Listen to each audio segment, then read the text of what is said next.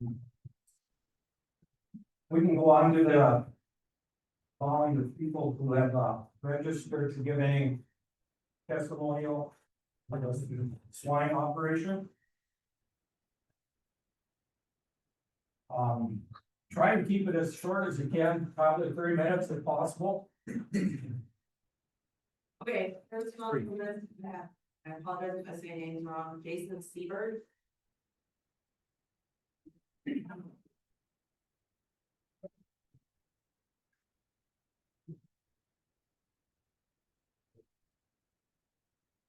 Hello, I'm Jason Siebert. I actually live 2 miles from the site, in South Pacific. I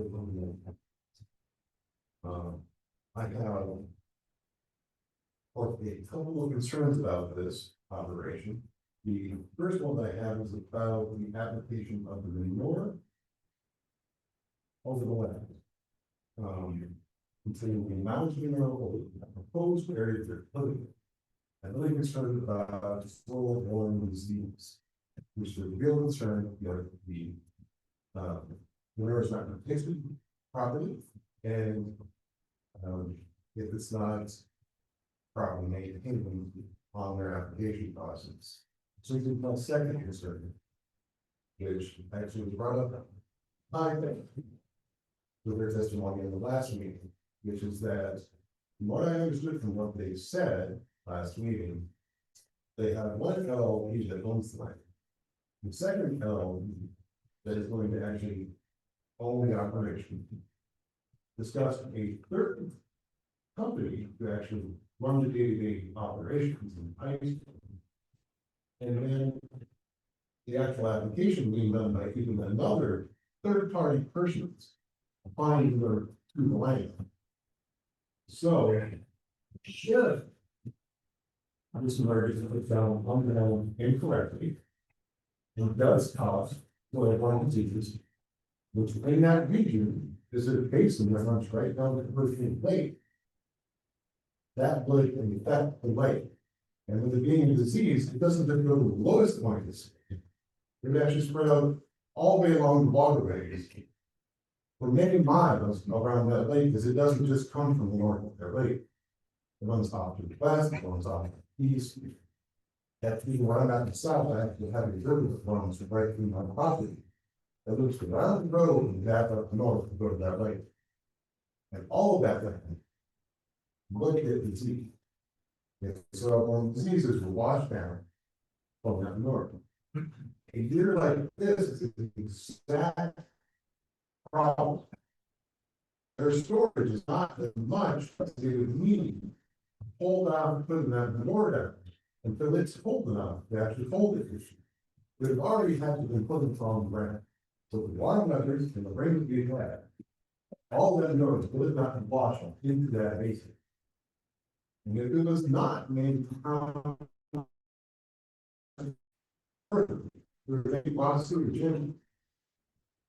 then that would actually cause more disease to actually wash into all of that waterway.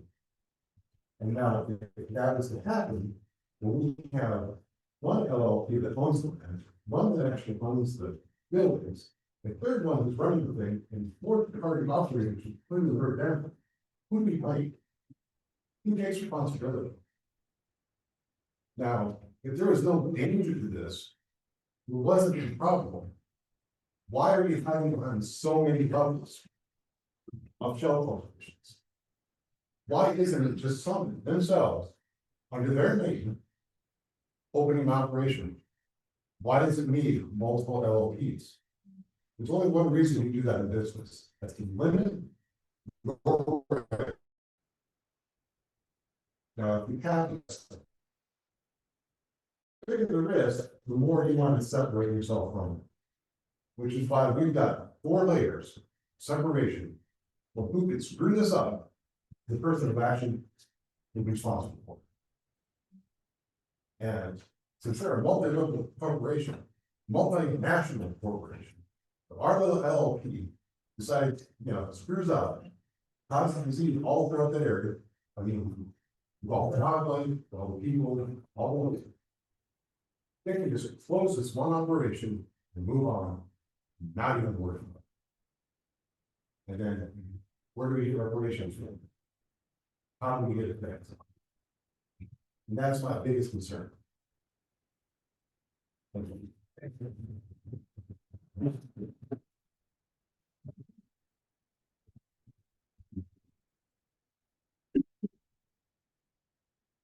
Now, currently the city of Leeds.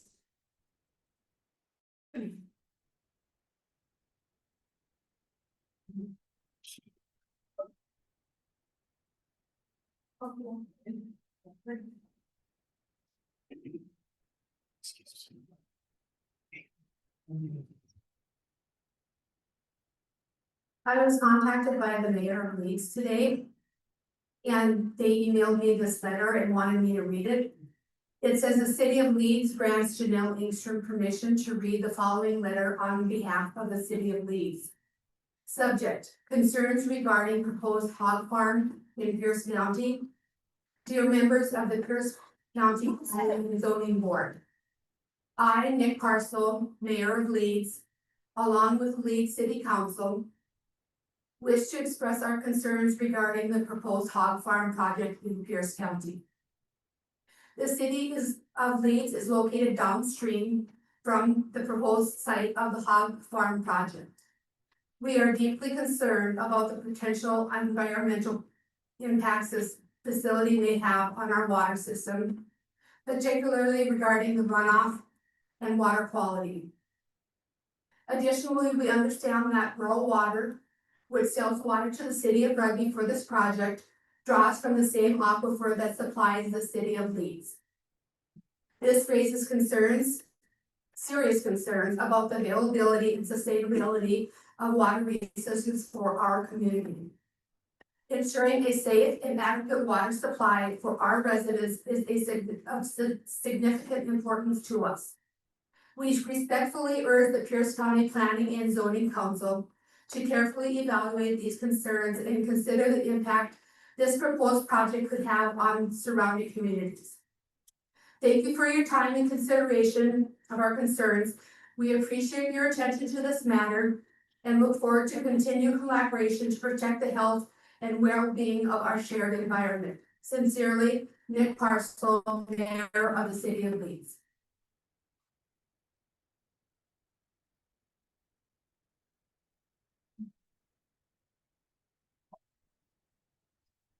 Brandon Larson.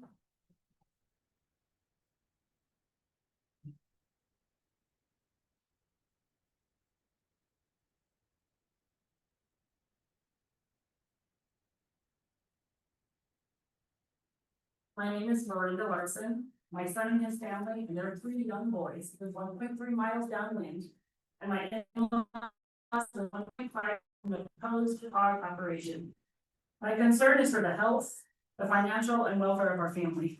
Dakota SAO 2 and Hexagon 2 Sow Farm want to bring around 9,200 combined hogs to our area. They are calling it a sow farm. Let's call it what it is. It's an industrial concentrated animal feeding operation, a CAFO, and it is not good for North Dakota. The stench is just the start.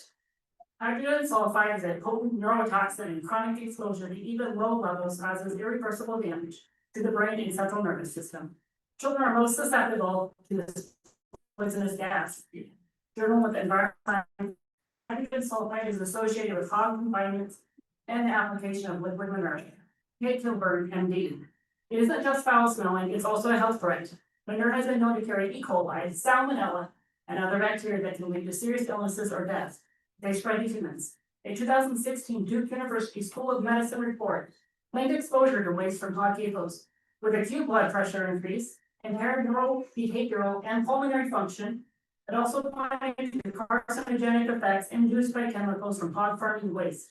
Respiratory illnesses are another concern. 2004 and 5 studies found that children had more asthma symptoms with proximity to swine CAFOs and found that there was potential for hog to human transmission of drug-resistant diseases, including MRSA. Water contamination. A study found that contaminants find pathways into the environment from leaky lagoons, heavy rainfalls that cause overflow, and runoff from moist fields.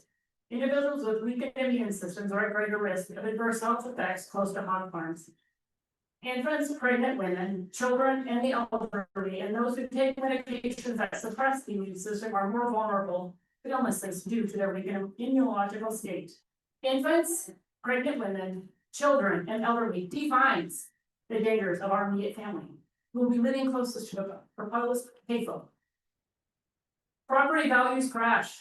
Homes near CAFOs often lose 10 to 40% in value. Even beautiful farmsteads sit on the market unsold because no one wants to live near a hog CAFO. Local ag and rural culture takes a hit. Small farms can't compete with the vertically integrated corporate CAFOs or LLPs. CAFOs bring in outside labor, foreign workers on visas, often underpaid and overworked. These aren't career jobs, they're disposable. Not only do these CAFO factories make poor neighbors, but they destroy rural residents' quality of life and extract wealth from our rural community. This is our community, this is our land, our water, our health, our families, and our homes. Not from corporations' raw sewage, toxic dumping ground. I will leave everyone intended these three questions. Who pays? Who decides? The answer determines the future of any community. If you would like any references from the studies I have shared, I have copies. I thank you all for your time.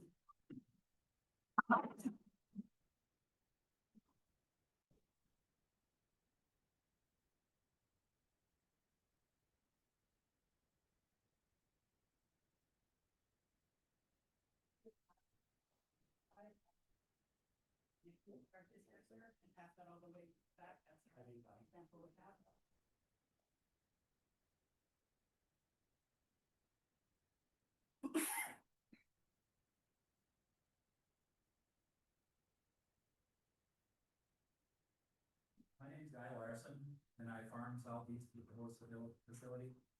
My parents and my son and his family are the two closest farmsteads to it.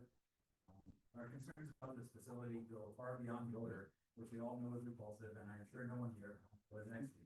In fact, at a public meeting much like this one, Iowa Select was proposing a 5,000 head confinement in Toledo, Ohio. Their representative, Ken Feiner, addressed the community concerns, saying, I understand what you're concerned with. I don't want this to sound bad, but if we ask neighbors before we ever place the site, you know how many buildings we would build? None. That is exactly how many should be built. They have no right to infringe on the life, liberty, and pursuit of happiness of anyone for their personal gain. Out-of-state investors should not be able to come in and put a hog facility a mile and a half upwind of a family farm that's been there for 5 generations. It's time to stand up and fight for those. If this is permitted, our quality of life on the farm will never be the same. Fresh air and clean water are taken for granted, and like to go until they have them taken away. A lot of you here are really concerned over rural water, and I understand that. So the demand for this facility is going to take a lot. I want to talk a little bit about that. I noticed the big discrepancy when I was comparing the Pierce County permit application that you have with the 271-page application to the Department of Environmental Quality to the state. So I gave you guys one to pass around up there that shows both of those. The one that you have shows 3,475.2 animal units, while the DEQ application shows 3,713 animal units. That is a difference of 238 animal units, or an increase of nearly 7%.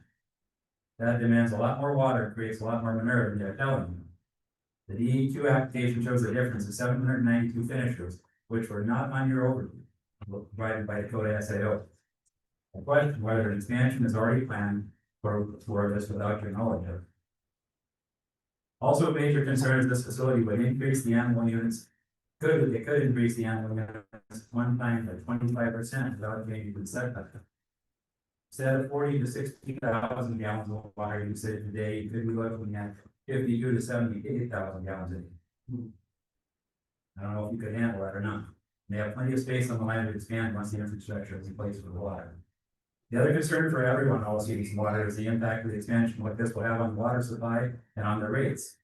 It costs money to do it for the operation, upkeep, and maintenance, and must be passed on to everyone. Are all seasoned water customers in favor of the possible water pressure decreases and rate increases to allow 9,000 hogs in the county? North Dakota has had corporate ag laws that were in place since 1932 to prevent large out-of-state corporations from driving out family farms. They felt the corporations were a threat to family farming, rural communities, and North Dakota's culture. Over the years, corporate interests have whittled away at the anti-corporate farming laws in surrounding states, and in 2015, North Dakota legislature buckled under corporate lobbying and passed an amendment to the law which allowed dairies and pork farms to be corporate controlled. The backlash to the law came swiftly, and in June 2016, 76% voted to repeal it. I'm not sure that's changed much now. So recently, the last few years, House bills have further weakened the corporate ag laws that were once able to protect our family farm. These bills have put holes in the fence that once kept the corporate wolves out of North Dakota. According to the overview that you received from Dakota SAO, Dakota SAO and Dakota SAO2 are sponsored by Summit Ag Group. Summit Ag Management LLC also just filed with the Secretary of State 6 days ago. No matter how they structure it, make no mistake, this facility is corporately owned by Summit Agricultural Group. Eric Peterson, the president and chief operating officer, signed as representative for all of these companies. I also passed out a map to you guys that shows the address to headquarters for Summit Agricultural Group. You'll notice there's 32 confinement operations on the map that are circled in red. They're all within about a half mile of each other. I wonder how many family farms there must be. Is this the future we want for North Dakota? I don't think so. Corporations like this that polluted Iowa, Minnesota, South Dakota, and are now creeping through the fence to ruin the landscape of North Dakota.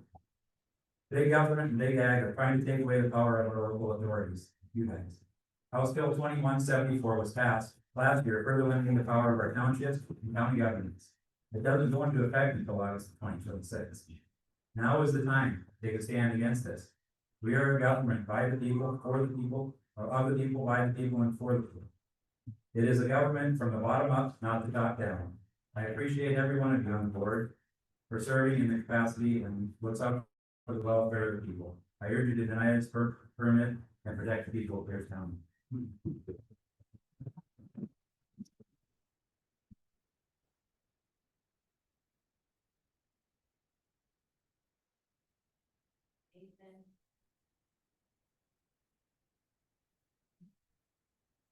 I'm Nathan Pesto, the agricultural engineer for the project. I live in the Bismarck Mandan area. I was involved in the project when we permitted the original site on this site here back in 2007. We made some improvements since then to the operation. We ended up going with a deep pit barn site, hold the winter. We also went to group housing for the gestation sows, which will be housed in a electronic sow feeding group hens for Midwest Plant Service and DB guidelines, allowing natural society behavior, exercise, and individual feeding, proven to reduce stress and improve health outcomes. As an agricultural engineer, we designed structures for the site, and I staked my license in compliance with NRCS 313 standard and the state DEQ requirements. We follow the Midwest Plant Service and for the structural and the ventilation standards for the project. The project will bring about 1,000 acres worth of fertilizer for soil health and nutrient benefits every year. The local soils are nutrient deficient in phosphorus and would greatly benefit from the organic fertilizer produced on site. It's a closed loop system, recycles the phosphorus, nitrogen, and micronutrients exactly where the crops need them, reducing commercial fertilizer costs from the neighboring farmers while preventing runoff. Organic fertilizer is land applied from a licensed professional as required or required to follow DEQ setback requirements. So they're scrutinized more than commercial people that are just land applying commercial fertilizer, where we have to abide by the setback distances and have licensed applicators put it on. The concrete pits, I have to do all the calculations on them, and they're fully sealed, structurally engineered, and inspected annually to eliminate leaks and ensuring zero environmental risk. And I would be available for any questions towards the project as well. Thank you.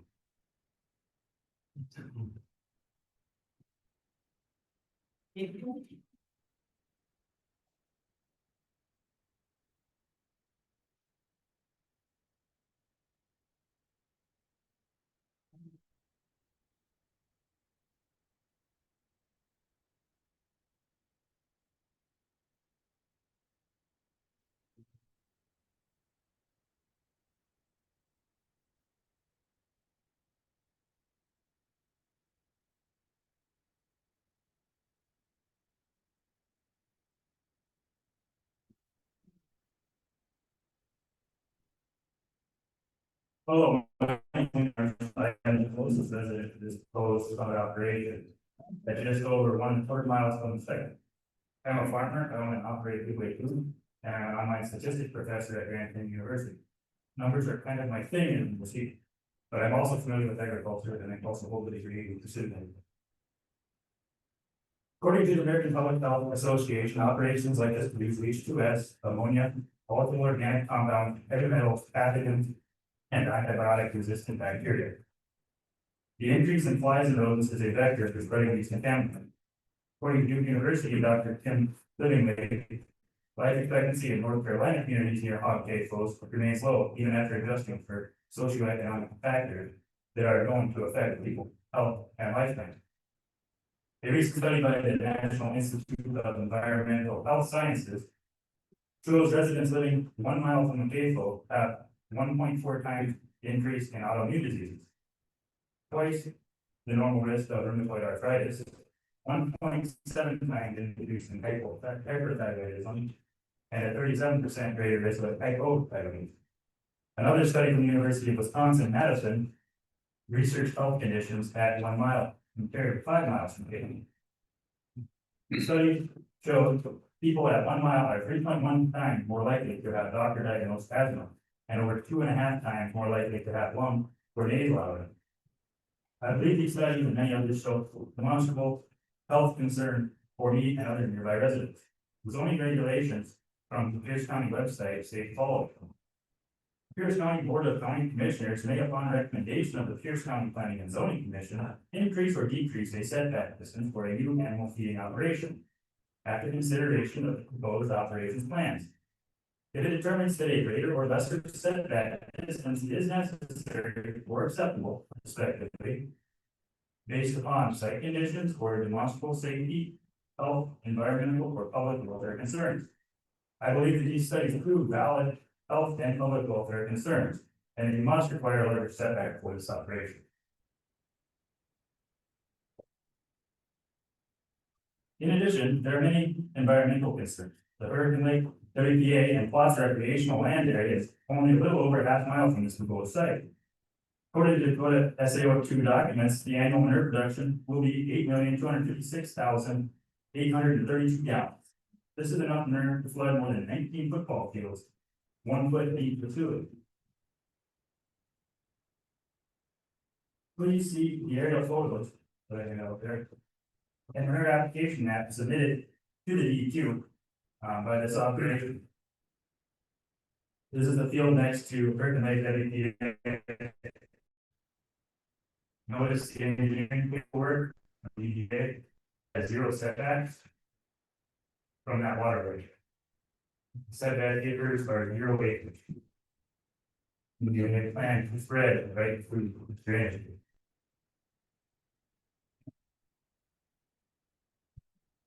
There are no provisions made for this 10-foot wide drainage ditch that sends water into the lake. Documentation shows that Summit and Dakota SAO 2's plan is to 0 acres to spread directly through the ditch. 0 setbacks. Using Google Maps to measure the ditch length at 1.63 miles and a width of 10 foot. At the stated rate of 9,000 gallons per acre, okay, when you're gonna spread. That would be 17,781 gallons spread directly into this ditch. This does not include any low-lying land that this ditch would drain. This is the equivalent of 323 55-gallon drums of raw sewage dumped into the lake.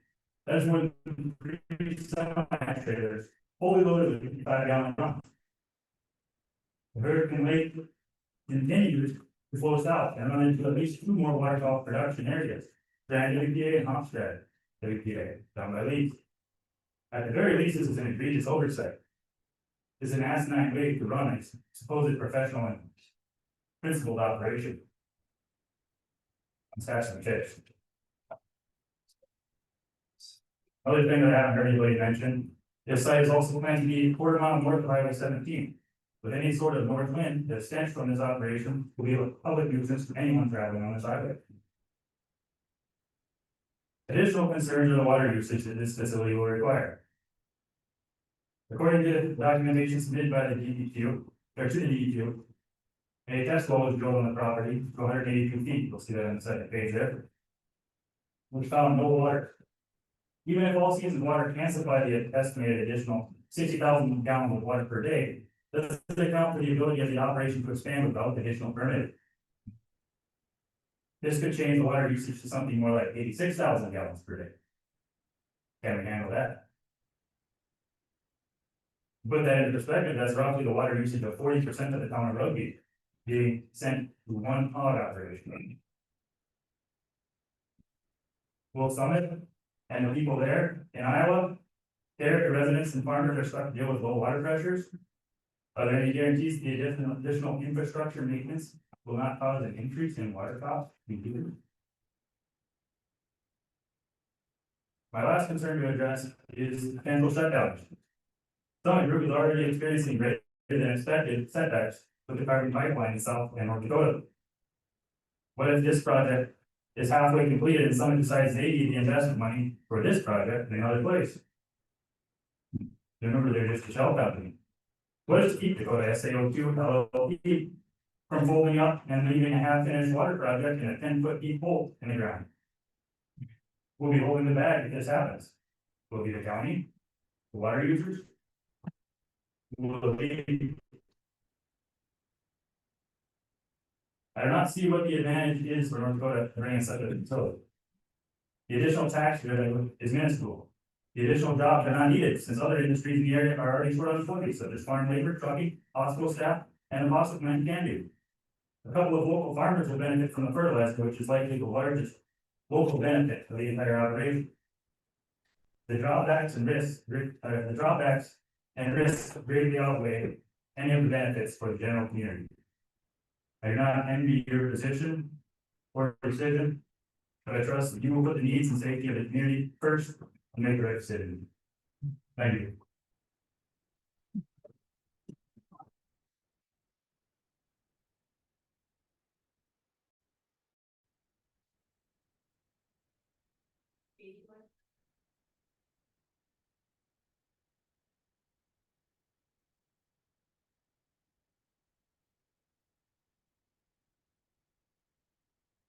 My name is Dakota SAO Hog. I'm a stay-at-home wife and mother to our 3 boys, one of which was created disturbance earlier. I spend the majority of my time at home and on our farm. I'm opposed to the proposed hog facility for many reasons. My primary concern is the environmental pollutants that in turn impose health risks on my family. There are many studies that report increased risk of kidney disease, asthma, anemia, chronic respiratory disease, antibiotic-resistant bacteria, as well as increased depression and fatigue in individuals living near CAFOs. These studies are not hidden. Do a Google search. Being the residents in closest proximity to the proposed hog site at 1 miles directly downwind, the odor is a large concern for me. A study done by Central Michigan University states children in North Carolina attending middle schools within 3 miles of 1 or more swine CAFOs where staff reported CAFO odors inside the school buildings were found to have high prevalence of wheezing compared to other middle school children. What if we can't even escape the stench in our own home?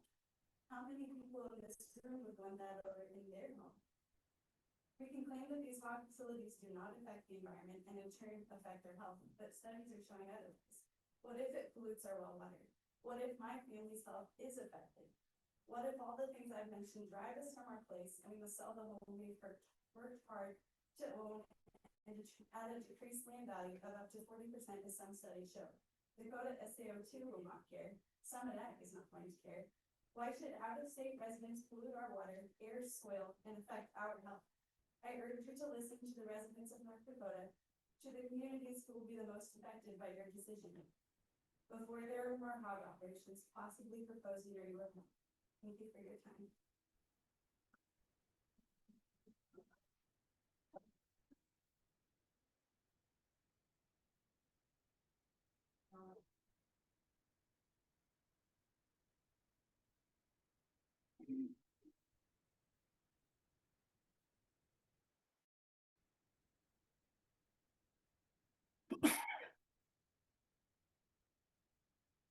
The first thing that I wanted to address was the so-called lagoon that's not supposed to leak.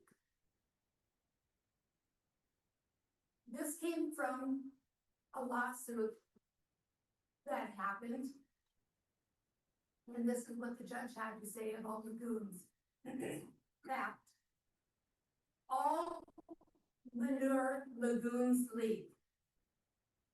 Even if the lagoons are built to current NRCS standards, the NRSC or NRCS guidance considers an acceptable initial seepage rate from manure lagoons to be 5,000 gallons per acre per day. And thus, all lagoons leak. There is a vast number of studies that confirm manure lagoons leak. After being presented with the current science regarding manure leakage, a federal district court judge found, even assuming the lagoons were constructed pursuant to NRCS standards, these standards specifically allow for permeability and thus the lagoons are designed to leak. So, we know it's concrete, we know it's North Dakota, and we know that concrete breaks and cracks in North Dakota. And so we know it's gonna leak. So say what you want, Mr. Engineer. It's North Dakota. Things crack in the freezing and thawing in North Dakota, and it will leak. I didn't see a picture of the lagoon in the permit application. But I would like to see that because I'm sure that there has to be a diagram somewhere of the lagoon and the drain tile around the lagoon because there has to be something draining from that lagoon. And I'd like to see where that's going. I have a handout for you.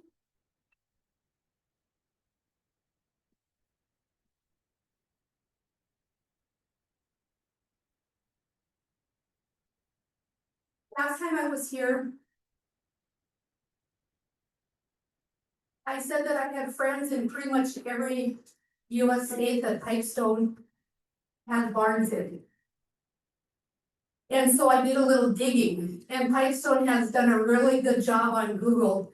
And they scrubbed pretty much everything clean as far back as many pages as you can go. It's really hard to find anything on there anymore concerning anything that Pipestone does wrong, but people still talk. And this first page comes from Kathy Tyler. She was a US House of Representatives in South Dakota from 2012 to 2015. And she had to live, continues to live through what Pipestone deals out every single day. The first picture is a tractor that is applying manure. This picture isn't really a good picture because it actually came out of a video. And you can view the video if you type this in on your computer and see the manure being applied. But you can see where they're supposed to be knifing in the manure. But when they get down to the end of the field, they lift up the applicator and manure's just literally being spewed everywhere. So this is what we're gonna be looking forward to in our neighborhood should the barn go in, because this is the way Pipestone does business. On the bottom picture, this is also Pipestone. This is the good neighbors that Pipestone are. This is what they do to the roads and to the fields in the neighborhood where my friend Kathy Tyler lives. This is what we had to look forward to. And then I have an article that talks about Pipestone at Jackrabbit Farms. It says the neighbors who live near a corporate hog farm south of Mount Vernon, South Dakota, again request Jackrabbit Farms do something about an alleged odor from its establishment.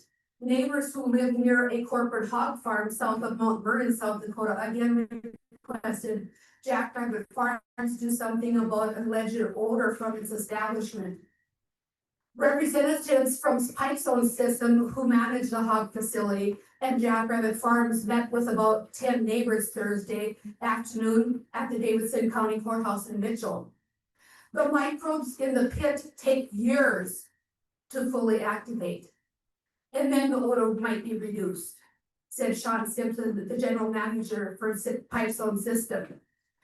Jackrabbit Farm swine production unit is where 5,000 sows are expected to produce up to 3,000 piglets a week with a facility at full capacity. Dr. Barry Carpert, veterinarian for Jackrabbit Farms, said the company is not satisfied with the odor issue and a major remedy to the situation is yet to get the enzymes in the manure pits working to better eliminate the odor.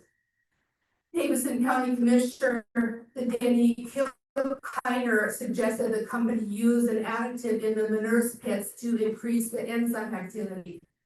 In reading research, one chemical company, I think on wellness, there are claims that that'll greatly help by using an additive. I don't think it's cost prohibitive. It's too costly. Jack Backey, the Davidson County Planning and Zoning Administrator, after the meeting likened the additive to treatments people use in septic tanks. By putting the treatment in, it helps speed up the breakdown process of manure and eliminates the odor, Backey says. But it's costly because there's millions of gallons of manure in the pit. Trudeau asked why Pipestone and Jackrabbit haven't put in biofilters that work to decrease the odor, and Simpson countered, saying the company installed biofilters, but just not the ones neighbors requested because it's cost prohibitive. Do you think it's gonna be anything different in the barns they plan to put in north of Hurricane Lake? Do you think the Larsons are gonna have to put up with something anything different than that? Filters that are gonna be any different for their family? I have one thing left to read. It's from Joan Olive, who's had to put up with this in Iowa. She's lived through it in Iowa, and she said this. I quote, "Stand strong, North Dakota. They are lying to you. Those 9,500 hogs will produce the urine and feces equivalent to 95,000 humans. And they will need additional hog confinements close by to finish the hogs for market. There will be hog manure in your wells and water bodies, and the air pollution is carcinogenic and will affect the vulnerable. Kids, elderly, pregnant women, people with pre-existing health conditions. Typically, they spray up to 7,000 gallons of untreated hog shit per acre within a 3-mile radius. That hog waste contains up to 150 human pathogens, bacteria and viruses that make people sick. When the pork industry comes into the area, people leave. This industry has absolutely ruined the state of Iowa. Iowa is the poster child for water that is undrinkable, unswimmable, cancer, sickness from the highly polluted environment caused by this industry, not to mention the stench. And get rid of the legislators that are trying to help them get this project approved. That person is also lying and trying to screw you and your families for their own gain."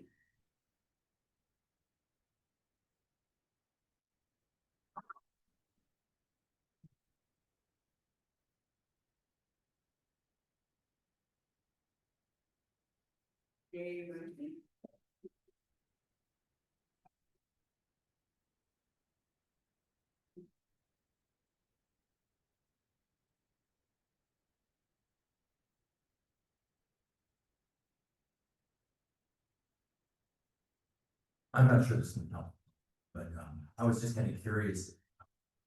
Hands on, feet on the ground, what the impact is of hog farms. And so I contacted people in Camden, where there are current farms, plus my daughter lives in Iowa, along on hog farms. Among people I've spoken with was I just called the sales clerk. I was going to talk to the manager at Cenex, and then I'll start there.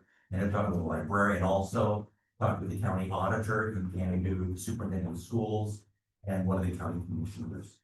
It was interesting, some of what I learned. I've also consulted with my brothers on the county, commission of Twin Falls County, Idaho. They have introduced, there's some large dairy and also one large hog farm in Twin Falls County, the impact that's had on Idaho. Just some of the things that I've learned. I wanted to get a feel for among people from can do, what's it like? How does it impact your community? And overall, I did not talk to any local farmers, I admit that. But it was kind of a neutral, kind of like, we got used to it, it's okay. The county auditor said she was doing her laundry a while back, hanging it out, and she could smell the farm. And I said, how far out of town is it? She said, it's 9 miles. I was a little surprised. I would be concerned for Can-Do because this one is on the west side of Can-Do, blowing, it would be going down. Some things that I learned is that the trucks that go on and off the property, they are, I'll use the term detox, because they want to make sure that any microbes don't go onto the farm, and then when they come off the farm, they're sprayed. So that facility takes place on the west side of Can-Do, and they can sometimes smell that as those trucks are washed. I asked the county commissioner about the water, because I know in the city, we will be providing the water that handles this. And he said initially, he thought that Can-Do handled the water for those farms that are on the east side of Can-Do. But Can-Do no longer has a water treatment facility, so they're all on the rural water system that's pumped out of Devil's Lake. One of the things he did share was that, I think he said it's the state monitors the ground and the water quality pretty consistently. And because there's a concern that they are north of, I think it's Lake Alice, which feeds into Devil's Lake, and they've not had any problem with pollution or damaging the water south of those farms. I don't know the difference between those farms and the existing one, but that was helpful. When I talked to the superintendent, he said, because I taught at a small school, and so school, we want kids in school, if you can bring people in. Most of the workers are not American, but there are families that do have children that have come into the community, and he said maybe 5 or 10 more kids. A question that I would have, when I talked to my daughter in Iowa, she said that in Iowa, with all of the big farms, but the fertilizer, they're starting to, some of them they're tiling the lakes around the lakes to prevent that runoff coming into the lakes, because they're concerned about the increase in nitrates. That would be my concern in terms of spreading the plan to spread the manure under the soil as a fertilizer. My understanding is that sometimes there's a high level of nitrate in that. Certain crops handle that better than others, what little research I've done. But I think that's a fair concern what happens with that.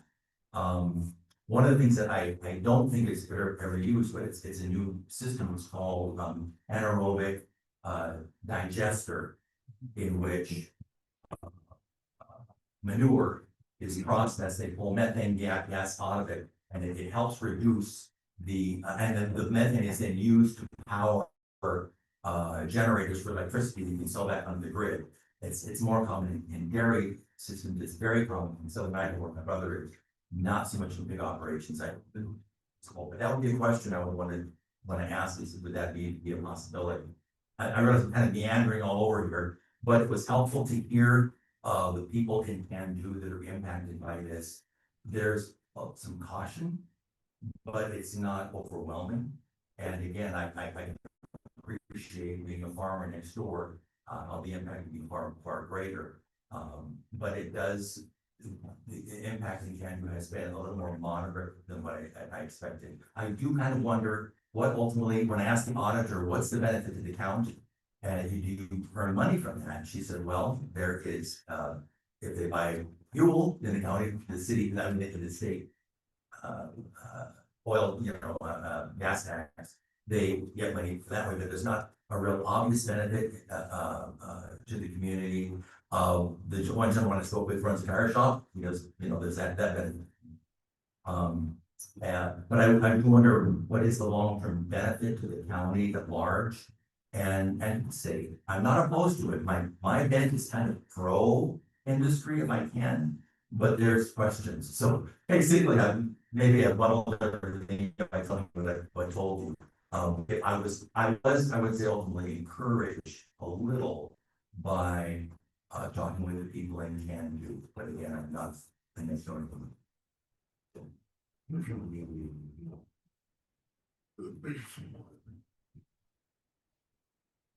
Okay.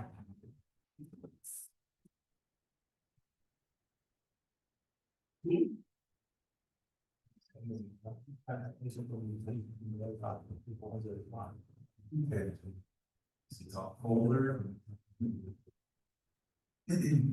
I'm Jeff Kenner. I live on 6 Mile Lake on Devil's Lake. I'm here because I care about my fellow neighbors near and far. I help stop a potential pipestone CAFO near the shores of Devil's Lake and Pelican Lake. And now another ridiculous location next to Hurricane Lake. Hey, I'm gonna switch to the number 1 in red. County zoning. It's the century code for county zoning. 11-33-02.1. The location means the setback distance between a structure, fence, or other boundary enclosing an animal feeding operation, including its animal waste collection system, and the nearest occupied residence, the nearest buildings used for non-farm or non-ranch purposes, or the nearest land zone for residential, recreational, or commercial purposes. The Merriam-Webster dictionary says the word zone has several meanings, primarily referring to an area or region distinguished by a particular characteristic or designated for a specific purpose. Number 3, red 3. A recreational district is a specific area, either a special district or a zoning classification established to provide, protect, and manage public recreation areas and services. These districts are designed to preserve land for parks and open spaces, or to manage facilities and programs for community leisure activities like sports, arts, and outdoor pursuits. What a recreational district is a defined geographical area. It can be a special district created by a government body, such as a park and recreation district, which is a special purpose unit that provides parks and recreational facilities within its boundaries. These areas and faculties are generally dedicated to public use, whether they are open to the public with or without a fee. Examples of recreational areas: public parks, nature preserves, trails, and greenways. Red number 4, the map of the proposed Hurricane Lake or the proposed color map is actually from the DEQ. It's clear enough where you can see the Hurricane Lake refuge poking right into that 1 mile zone. And that's against the law to put a CAFO there, because that Hurricane Lake refuge is a recreational area. Now, the second map is probably the map that you guys got. And it looks to me like they tricked you and shaded a lighter shade from the proposed building right over Hurricane Lake. So you can't see it properly. But the DEQ map shows it clearly. So Hurricane Lake is within the 1 mile setback, and it's a WPA. And here's a number 5, the red number 5. Here's the signs that are all around the refuge. All around its access, to hunting and whatever. And the it's a recreational area. Number 6 is U.S. Fish and Wildlife Service, North Dakota WPA Public Use Regulations.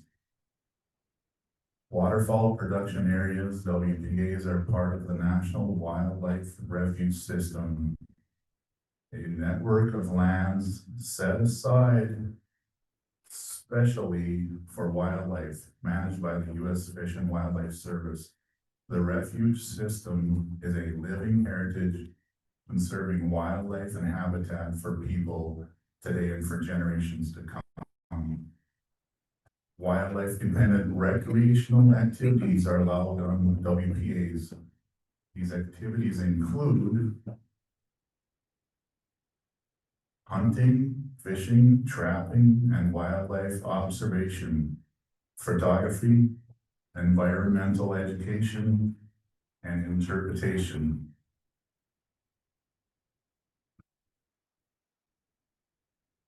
Number 7, the red number 7. Yes, fishing, or hunting, fishing, and bird watching are all forms of recreation. The U.S. Fish and Wildlife Service categorizes them as wildlife associated recreation.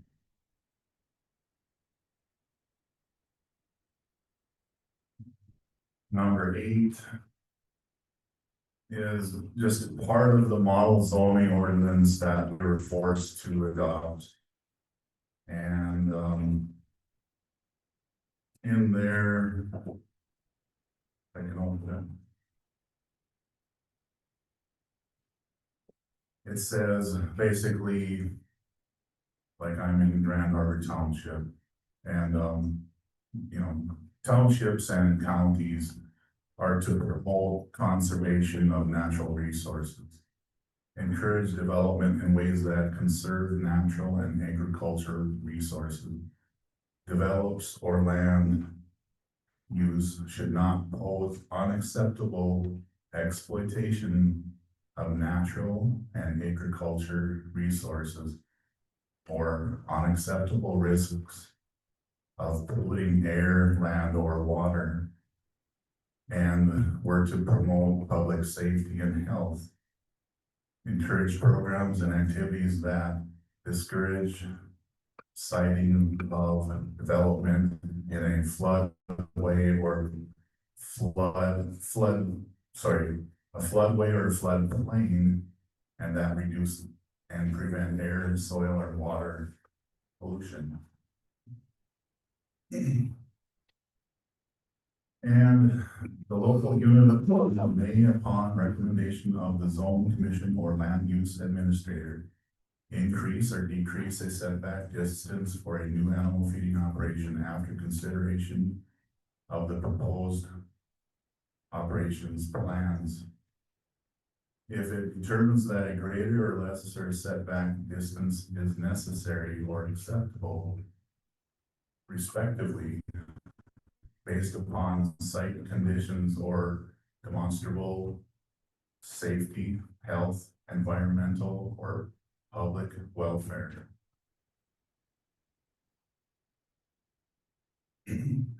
Now, I'm not sure if there's any farmers here that have signed up for the pay waste contracts. I don't know if you've been told by, I don't know, Dakota SAO, SAO2, Hexagon, Summit A, Pipestone. I don't know if you've been told by any of them that you may be liable for damages to people's health or their homes and land evaluation. And, I would like to ask right now if any of the Dakota SAO to Hexagon, Summit Ag, Pipestone, any landowners, farmers that are going to get the pay waste, I would like to see you use that moral compass that God gave you and put aside the love of money. And how much time do I have? What? Keep going. Yeah. Keep going. Okay, anyway, I would like to ask any of those people to have enough backbone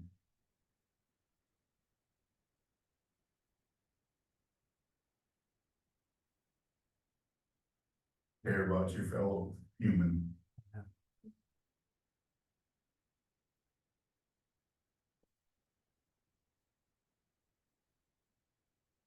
Be a man, woman, stand up right now, rescind your permit application or pay waste contract. Care about your neighbors.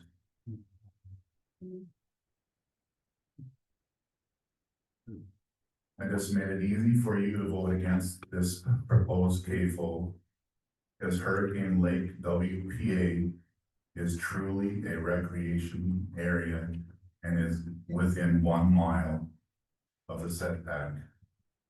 Thank you for your time.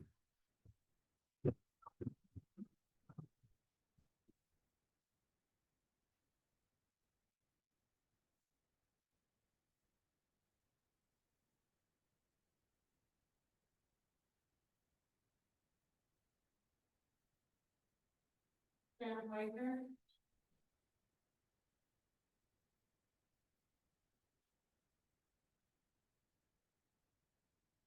Hello, my name is Sam Wagner. I'm the Ag and Food Field Organizer for the Dakota Resource Council. For those that don't know, the Dakota Resource Council is a nonprofit that promotes sustainable rural living across the state of North Dakota. We have members all over the state, and we actually have some of them that live up here in Pierce County. I have been helping out members and researching CAFOs for the past 6 years. I've been part of other, I've overseen or watched over a lot of other CAFO fights in the past, and I've also sat on committees. I sit on the National Family Farm Council's executive committee as well. Things I've been looking at, I've just been kind of writing some notes here on things that have been stated in this, and just had a few comments on what they were talking about here. In relation to biogas and the odor management tool. So for those of you who don't know, the odor management tool, if you've seen it on some of your handouts from the SAO handouts, they'll show that within the mile radius that you have, you know, they'll show that tinier circle in there, which would be the windrows of that. I want to give you a little history on how that was come up with. In 2023, the Legislative Council wanted to consolidate all of the township rules across the state because about 700 townships had not had anything written up about animal feeding operations.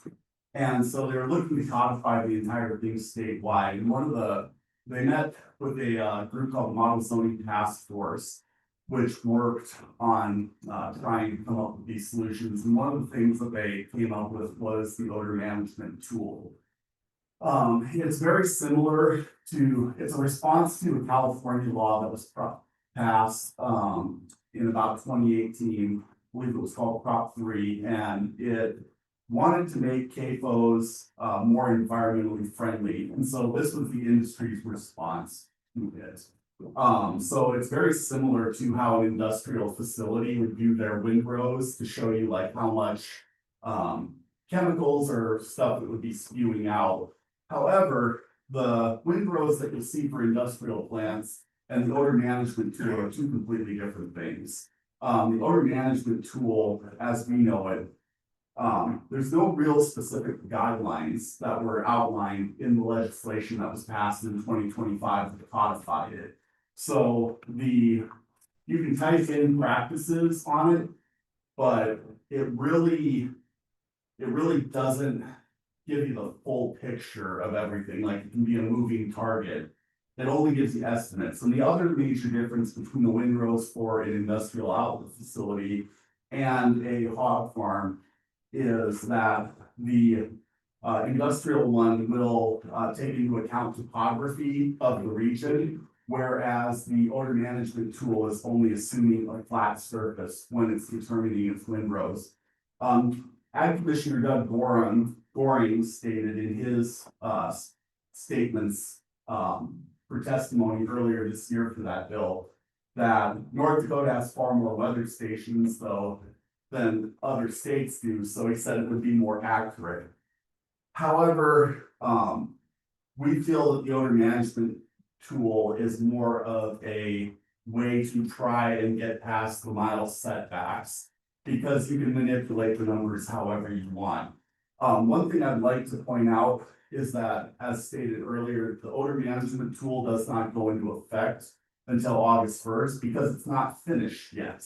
The product that the North Dakota Department of Agriculture is working on, they will consider it finished and approved to go by August 1st of next year. And when we testified against it in 2020, earlier this year in 2025, we simply said, you know, why are you putting something into law that isn't even finished yet?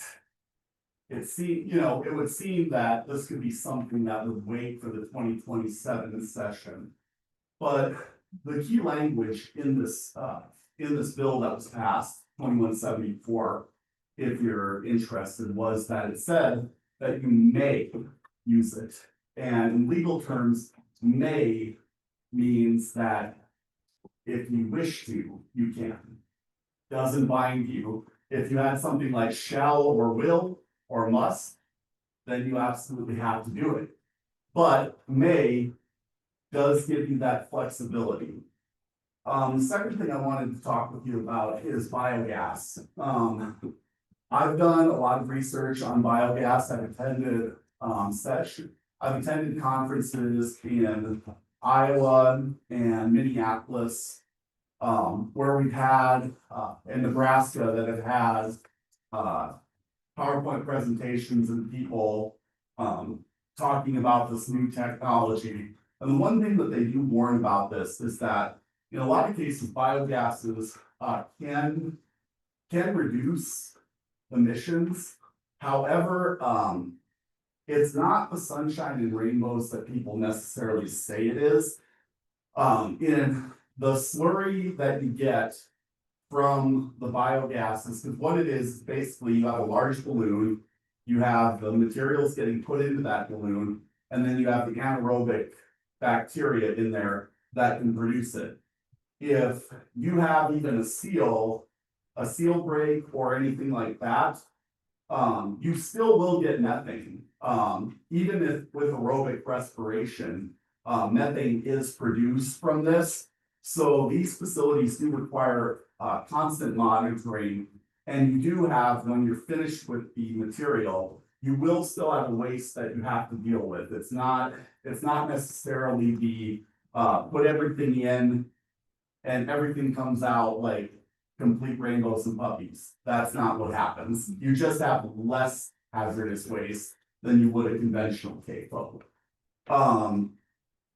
The other thing though to keep in mind with that is when you're hyper focused on odor management management, if you do these biogas facilities, the storage facilities are going to require, they're big methane tanks. So you likely will have to regulate them as if you were putting a large propane facility, a large propane tank, a large fuel tank of some sort, or a natural gas storage facility.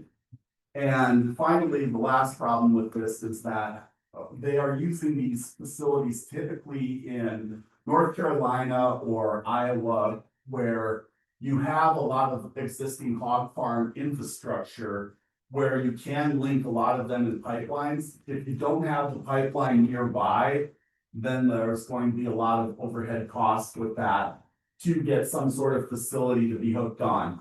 The other alternative, of course, is if you had a way to convert the methane energy on site in the farm, and we have seen some facilities do that, but there still would need to be some sort of storage facility, and you would need to account for that. The next thing that I wanted to just touch base on is the farrowing operation. For those that don't know, a farrowing operation is where they produce baby piglets. And at the model zoning task force meetings that I attended, they were open to the public. If you want to look it up, model task force meetings from October of 2024 to the last one I believe they had was November or December of 2025. They had a lot of discussion on there about what they would want to see for hog operations in North Dakota. And the consensus of the group typically was that it is far cheaper to transport 250 baby piglets in a truck than it is, 25 to 30 finished hogs. It's just, the numbers make more sense. So they want to focus on farrowing operations. But since 2019, we basically had a change in our law for CAFOs, or animal feeding operations, that basically say that baby piglets and unweaned piglets under 55 pounds in North Dakota are not counted as animal units. So when you look on your paper and you see the 3,000 plus animals there, they are not counting the baby pigs on this. So when you look at a farrowing operation where your gestational period is basically you have one sow that can produce a litter of up to 20 piglets 2 to 3 times a year. That's roughly 60 pigs there that are going to be going through that facility. The question we need to be asking the PEQ when we do this is that facility going to have a lagoon that takes into account 3,000 animal units, or with all the baby, or are they going to be estimating the number of baby pigs? Because last I checked, baby pigs, when they turn 55 pounds, they don't magically start shitting. That's just the fact. Unfortunately, I have 2 kids. I kind of wish they wouldn't have died or something at 55 pounds, but that's just how it goes. The final thing, speaking of poop, when we're talking about contamination of wells, we need to understand the private wells there. If nitrate poisoning gets into your well, this is not something that a Brita filter can fix. To get nitrates out of your water, you typically have to have some sort of reverse osmosis processing to get that. I'm not completely sure on your aquifer situation where the site is located, but when we dealt with Abercrombie, the site was directly over the aquifer where their drinking water was, or where they were basically pulling it from Minot, or not Minot, but Wahpeton and Breckenridge. And so that's another question I think you guys need to find yourself asking. And then I'm just going to close with, when we talk about farrowing operations, this is often the first step. When it's the first step, you have, as Jeff Kenner basically said, you'll have a operation that gets put in, and then when it's too much to transport the baby pigs, it's far easier for the farm to just build a few more finishing barns around the area. And before you know it, you start having, it's not just one barn, now it's 10, now it's 20. So we also have to just keep in mind that when we're doing this, is this the first step of something, or is this something where it would stop? We would say this is just the first step. There's going to be if you allow one, you basically ring the dinner bell and allow others to come in. And you have to consider what you want for your community when you're doing that. I thank you very much for your time, and I urge you to vote no. Have a good day.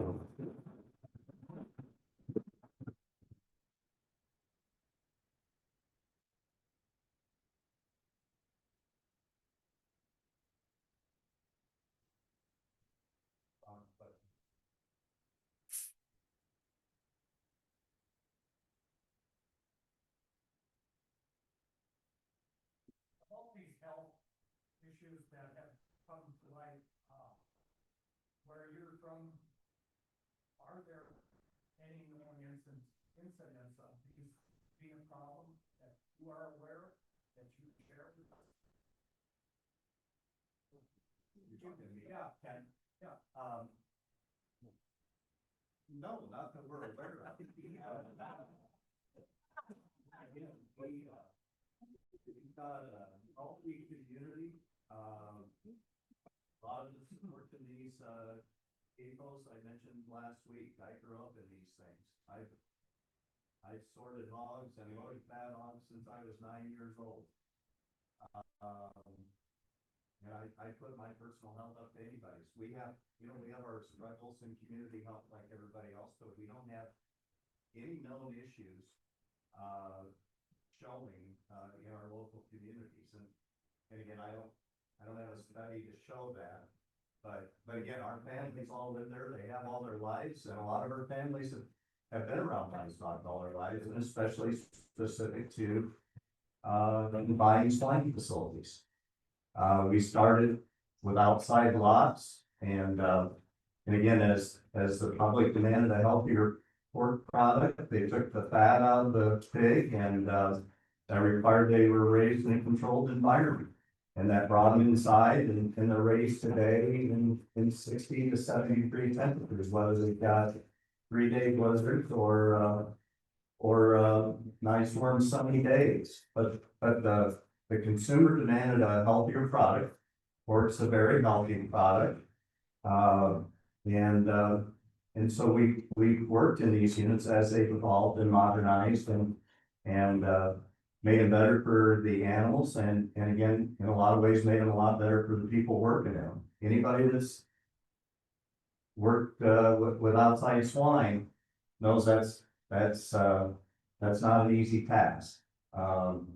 And so again, no, we don't have any raging health issues, or you'd be reading about it. And you can see that industry continue to grow and thrive. And again, I was not perfect, but again, that industry is a stable industry in the state of Iowa, and it provides a huge economic impact between the jobs. And again, jobs, we talked a little bit about jobs here tonight. I don't know any job that you can walk uptown to anybody and say, Google hired 18 people this month, and we sold, the Lexus dealer sold 18 new cars. I mean, it's not, jobs don't work that way. It's a little piece in a lot of different places, and it's not all in one community, and it's not all in one county boundary. But again, the jobs, the demand for a local grain market versus having it exported to foreign countries, and the transportation and the basis costs that goes along with that. There's the fertilizer substitution value that we talked about last week, and how those dollars stay within the community, as being opposed to 95% of those fertilizer dollars leaving our communities and probably leaving the country. Again, very little of our fertilizer is produced in the United States today, or sourced in the United States. Fertilizer today is, the worst corn to fertilizer ratio ever recorded, except for last year. The last 2 years has been the worst corn to fertilizer price ratio.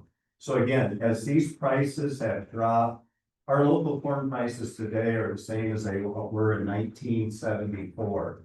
So the ability to save money on fertilizers and inputs are critical, and keeping those dollars in the community are critical for the implement dealers and the hardware stores. So again, that industry isn't running away from Iowa. Iowa continues to embrace it, for a whole multitude of reasons other than just that short handful that I name off there. But, no, again, yeah, I don't know of any health issues specifically associated with that. Why? Can I respond? Iowa is #2 in cancer in the nation. Please stand up, state your name. My name's Renee Albert. Iowa is #2 in the nation for cancer. If you just Google, that's the first thing that'll come up. Iowa. And you young man, Another question I have is somebody that has worked at the Hexagon Barns and Bandu. Will you deny the fact that everyone who started out in those barns, within the first 2 weeks of working there, you end up with a respiratory illness of one sort or another that does go away? You acclimate to the smell in those barns and it does go away. But you will get a respiratory illness when you start working there. And everybody just waves their hand at it like it's normal. Curious what your stance is on that. Yeah, I've been planning to have ever worked in those farms, and again, I hope I wouldn't convey that. I would say the barns, that first set of barns that was built here have got some age on. The ventilation today is better in these barns. I don't know any specifics on, what they've got for a respiratory situation going on out there. Yeah, again, if cancer rates are high in Iowa, there's been no correlation that I've ever read that it's attributed to any sort of livestock production, whether it's confined or outdoors. please stand and So I have a question for you, sir. Yes. So you think immediately 1,000 acres of fertilizer, and I think in the last meeting, you said there was maybe gonna be 200,000 to 300,000 bushels of corn and soybean. Do you think that's gonna have an economic benefit to us in this community? Well, It's gonna have an economic benefit to 1 or 2 people. And it's probably gonna affect the lifestyle of a dozen. yeah, I mean, there are dollars that weren't here today. And again, there are new dollars to come into the community. And if they accumulate or expand beyond that will be up to the community if they like what this project is and what it's doing for the community. But if they don't like it, we won't have people wanting to do more of it. And so that won't accumulate and it'll be just a small piece of it. But again, those 18 jobs are new jobs. And that fertilizer replacement is the direct replacement for fertilizer that's not being produced here in the county. yeah, stand. Levi, actually, again, another thing I'd like to ask about the jobs you're saying you will be creating by opening these barns. Out of the Hexagon barn, granted, there's a couple of finishing barns, but out of the Hexagon barn alone, there's 19 employees there. And only 2 of us were locals. Everybody else in that barn were visas from Puerto Rico, Ukraine, Jamaica, but there was only 2 of us locals. 1 of us from Candu and myself from Leeds.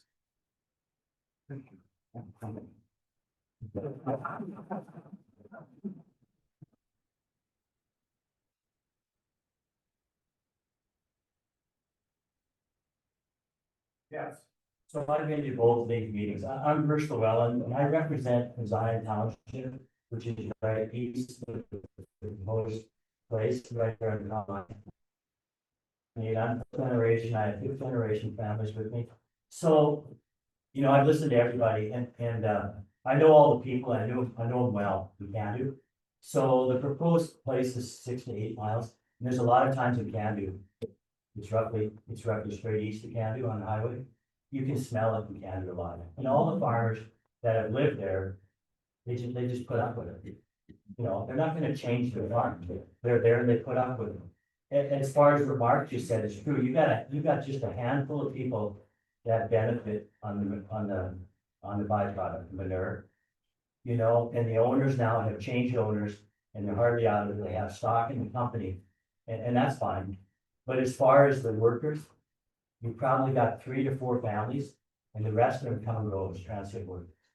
And as far as the benefit we can do, it's a benefit. I mean, I'm on the legacy board. We get the fuel there at the local C store.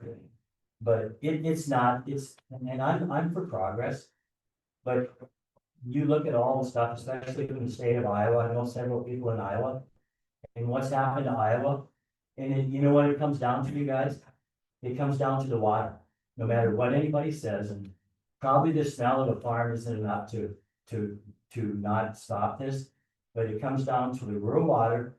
How many of us have private wells that we were so glad that many years the rural water came? You know, because there's not that many people that work on wells anymore. I remember always working on our local wells. Now we have the rural water. Last time we met, I asked the guy after the meeting, and he couldn't get concrete answers on how the aquifer out of Pleasant Lake is gonna support the amount of water that they're gonna lay another pipe for the hog farms. And no one seems to have a concrete answer. And once I used to farm right by Hurricane Lake, and once that water gets contaminated, once the lakes get contaminated, you're not gonna get it out. And it's true on wells. Why take the risk? There's too many evidences from past places and past states across the US that it's an easy decision for me. And I'm for progress, but not in this area. I can see why these companies want to come to North Dakota. They see a sparsely area, open country, we don't have many farms. You know, and the few people that we have. I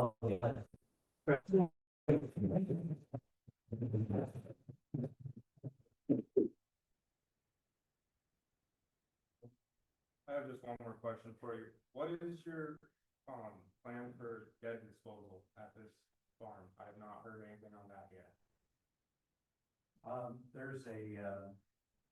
There's 2 options available. There's really 3 options, and it'll depend.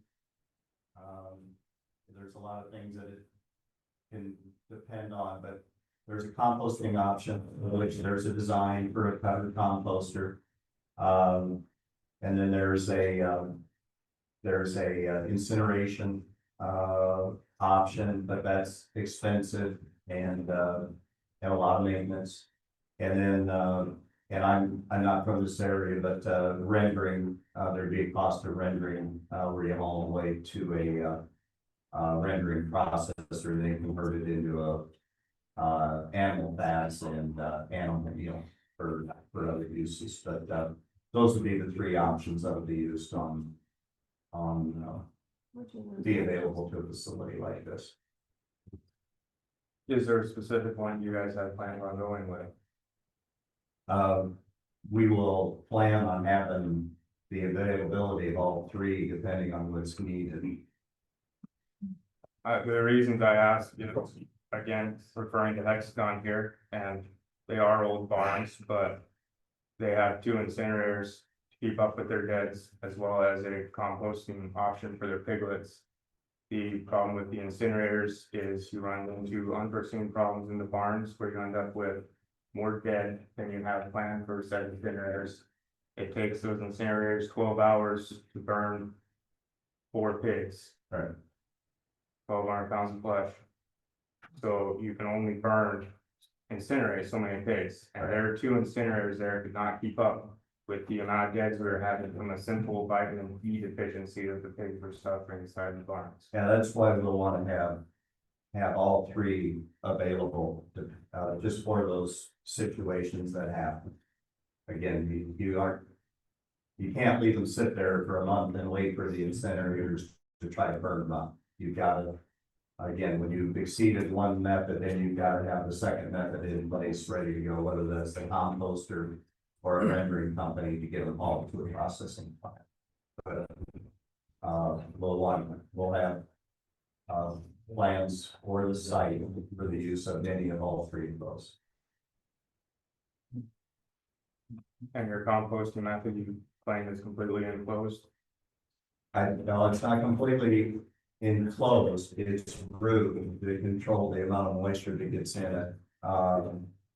If you've been around compost, it sounds like you have, I mean, composting has a lot to do with the moisture levels within the compost pile and temperatures, and so you want to control those inputs the best you can to have a properly operating compost system. The proposed plan is much larger than the one that you would have seen on the Hexagon one. I was just curious because the number of animals sounds roughly the same in size. How many dead animals in that composting barn? Or how long does it take for that animal to go down that way versus going to the incinerator? Well, there's been different options talked about, perhaps use a grinder and then it does not take long at all to compost down, but it's also gonna depend on the weather too, so if it's winter time, it's longer than the summertime. In the age of the animals, so south can have a lot harder, bigger bone structure, and that takes time as compared to small piglet that's got a higher percentage of moisture in it, so it's. Certainly, but I guess if you had which had the valley rate, we don't know how many dead animals we put into a barn, you know, before that next batch or whatever, however you continue with dead animals keep showing up, and I don't know how they're going to develop versus do and consider it their in the barn and like you said, it's kind of a progress step, I guess, but. Yeah, composters are generally set up with bins, and so you'll get a bin cooking. I mean, again, it takes 150-degree temperature to do the process, but you'll get one bin cooking, stir it, and you bring in more compost material as that breaks down, more carbon. But it's carbon, moisture, and temperature, and you do that by the bin, and it'll vary by the month and the time of the year. Winter's a slower time, obviously, than summertime. It's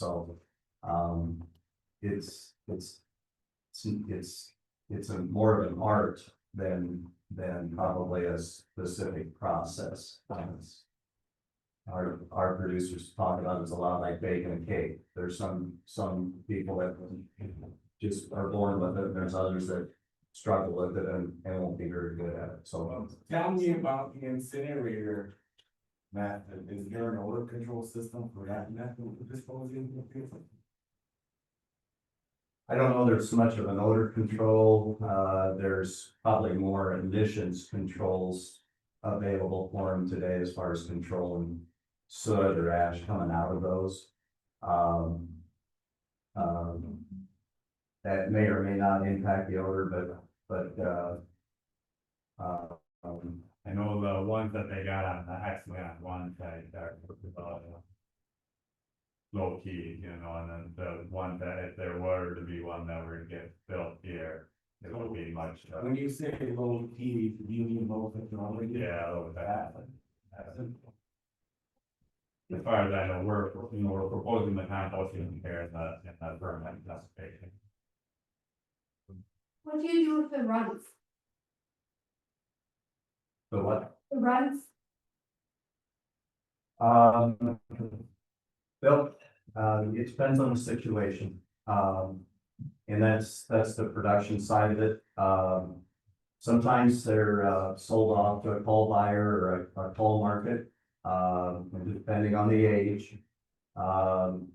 If it's something where they're True. if there's something that they're paying, they're euthanized a lot of times on site. And then they be processed through the typical rendering, composting, incineration. But it depends on the situation. And it depends on the production company. I'm sorry. He's not wrong there, we don't have, Hexagon doesn't have very many piglet bulls.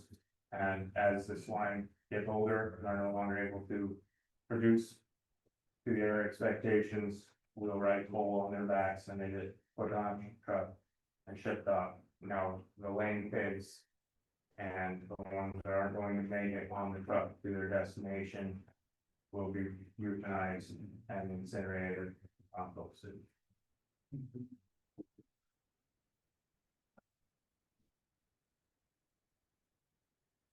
My name is Brenda Larson. The Summit Ag representative says he doesn't see any health issues.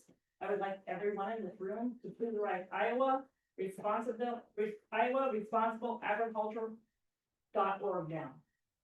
It goes over water quality, high impacts of CAFO, quality of life, air pollution, animal welfare, economic impact, food safety, externalized costs, traditional farm versus factory farm, CAFOs and antibiotic resistance, and factory farm exemption. Again, that's Iowa responsible agricultural.org. That will give you a lot of information.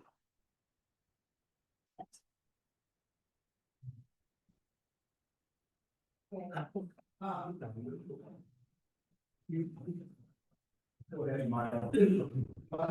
the map here, we're awful close to Hurricane Lake. Within that little bit in the corner there. How are we going to get by that? And how are we gonna, water runs downhill. This fall, we have, once the October, November's, time frame here. And all those coolies that are on this picture. And if you would apply your fertilizer 3 weeks, 4 weeks ago. Yes.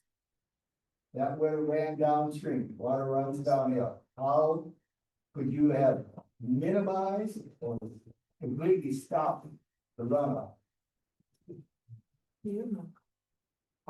Well, the fertilizer will probably get injected into the soil. And then also we have to abide by the setback distances to any of the waterways. But at this rate that we had rainfall this fall, every one of them coolies is running. Yeah, there's some best management practices that they'll follow. They're not gonna be land applying on saturated soil. But if the rains after like it did this year, you wouldn't have waited until now to put. Well, that potentially they would have.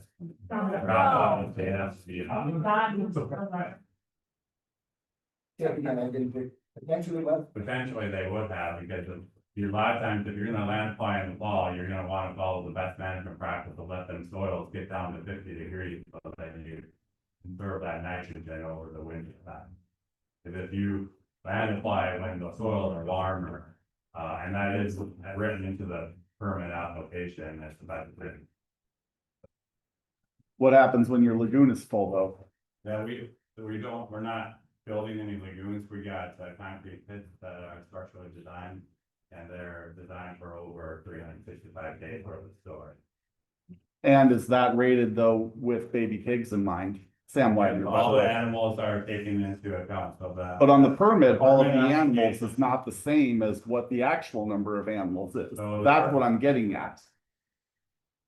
Permit application takes into account all the animals, including, so when they're not weaned, they're considered sow and litter, and they're listed on the permit application. The sows are broken out into 2 groups, sows and litter. And so that's where the babies that are not weaned are conglomerated together, and then. That goes towards the animal count, or is that? And then once they're weaned, they will be considered a 0.1 up until 55 pounds, and then the animals over 50. No, they don't. In North Dakota, it is 0. It is counted as 0. If you look at the livestock manual, it says 0 for baby piglets under 55 pounds. So that's where all of this is getting. And Marty, go ahead. Thank you, and this might be a good opportunity.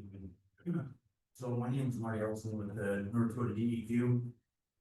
And just to try to get into some of these aspects. You give me. When it comes to the animal unit numbers.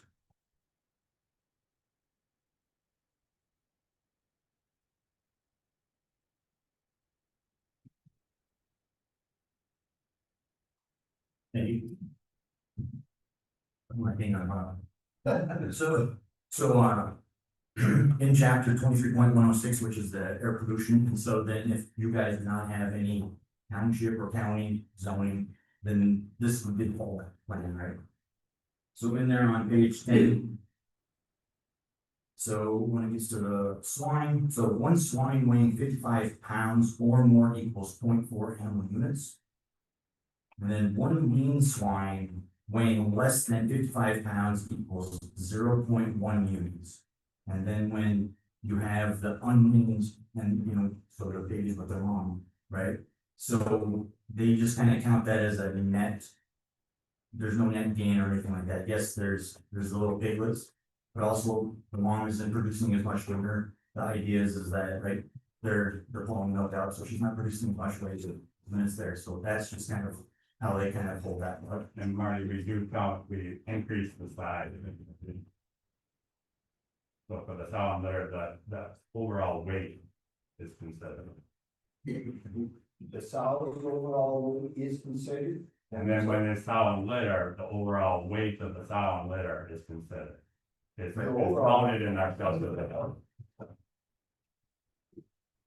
So some of the other points that were kind of brought up, like, so right now, yeah, so far we've done a little bit of preliminary work. Right now, we have over 365 days. I don't have a hard one, but it's just, I think it's just over 365 days of storage. Understanding, you've got the two bits, one is because we wanted. The only water holding pond is your stormwater holding pond, right? Okay. Now I asked for Ed this morning, so right now I have it at 7,500 head, is that correct? We have, it's, you gotta figure in the south, but some of the nursery and So anyways, that's the number that I've got on that part. I think when it comes back to those setback distances, I think obviously there's a huge part there. Was this the site that was permitted before, but just never built? correct. So, you know, so we'll have to go back to, and, on Hurricane, because I didn't look at the main distance, because it already had been permitted before, just not built, because it had been so long, so that's why we had, you know, nothing changed. So that's why we said we had to go back out for, you know, going through that whole process of it. So, from that, I went and read, when you look at distances, you have to go from the older source, and then to, I'm not sure on the whole park aspect, if you go to the boundary or on that part. I would assume the boundary, but I'm gonna have to go back and why was it allowed back then? And what may have changed since then for that setback distance. Nobody pointed it out, that's why. The area won't have to. So I'll go back and verify that one. Then the setback distances for the nutrient management plan, some of those waterways in that, there's a standard, it was not on the maps that were passed around. I didn't bring that application with me, but there's 100-foot setback distance from a water conveyance. Or any other water feature, or a few other items like that. So now you can get less than that if Nathan's kind of talking about is having, if you have like 35 feet of grass swale, you know, that slows everything up, right? That would be a surface, more of a surface run. Right now, from what I understand is that it's gonna be injected at that, it's usually like right around 8 inches or so with the soil. And that's up for the root uptake, but anyway, so there's gonna always be that some form of setback distance, 100 feet, 35 feet, but that all depends on, you know, we look at every map, you know, every square inch of every acre, so. That, I just don't have those, because we haven't gone through that whole process yet, we're kind of waiting for to see how this goes. Is that something that you checks on and verifies that all regulations are being kept? Well, right, so for us to issue a permit, right, we have to make sure that that this is followed. And so we have to go through all of the maps that are provided for all those acres. And so, you know, it's kind of a living document, because some people may want to say, hey, you know what, I don't want this field used anymore, but the idea is that, you know, conglomerately, that they have enough acres to handle the waste that is generated. On that part, another one on, I think some of it was on mortalities. So right now, I have it on the books right now as far as being composting bins. I'm looking at it, for them, so they have more, you know, that's what we would even have to work with the facility, saying, hey, you know, if they're not getting composted fast enough, they're gonna have to haul on. So, and that's where we also do like our yearly inspections on our large shifts. I just would follow up and see if you guys have any other further call. If you guys also want, we can send you a link to the documents along. There's a lot of the same questions here, on the health side. When we used to be the health department, before we broke off, there was a lot of work done on site down in Cass County. It was called Rolling Green there, by Buffalo. And so there was a lot of documentation put together there. I would also offer that up, with work done with the health department and that aspect, if you guys want to read on that as well. Because that was also a swine facility that had permitted, just never got built. Will there be any form of a hearing at the state level? So hearings go on based on, kind of, you know, people wanting hearing, kind of hearing, and it seems like there's probably, you know, if we get to that stage, right, that there's obviously gonna be a lot of input for a hearing. What would trigger whether there is a hearing? It's discretionary. Yes, yeah, it is discretionary. And what would trigger whether there is resistance? So, you know, it kind of gets to be on the shoulders of the department to be like, say, you know, does there seem to be enough, you know, input to have a hearing so that people can, you know, verbally give their comments.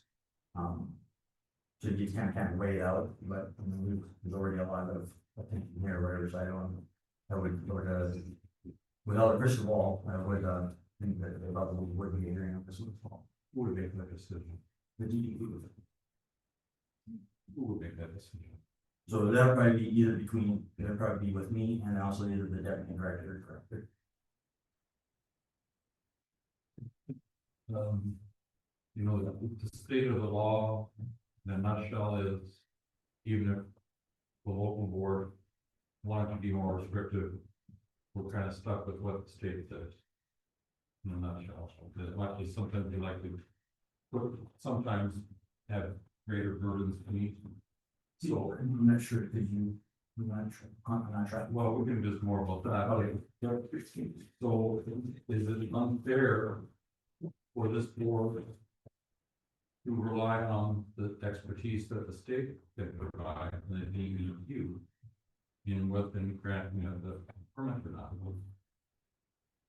So, I'm not trying to split hairs here, but you guys definitely have your first responsibility, and it is yours responsibility. You have the zoning authority for yourself, because you submitted that to the DEQ. Once that went on our website and submitted, then that became kind of like law, right? So that's your guys', that's why you guys are here, that's why you guys are holding this, that's why you're holding, you know, having them up here, right? I'm taking any input. I mean, we're independent of you guys, so you guys get that big first swipe of whether this project goes or it does not go. Then in the process, we would be the next step. But the decision isn't necessarily popularity contest. No, it's not. Okay, and so, I mean, the board has to have a make rational decisions, rational basis for their decisions. Not because there's 104, 104. Yeah. So. And this board has never dealt with a CAFO. Whereas the state, how many CAFOs are there that you, I'm not going to put on the spot right now. Oh, but how many do you deal with it on either in whole monitoring or per year? So right now in the books, we have 90, it's like 97 cables in the state.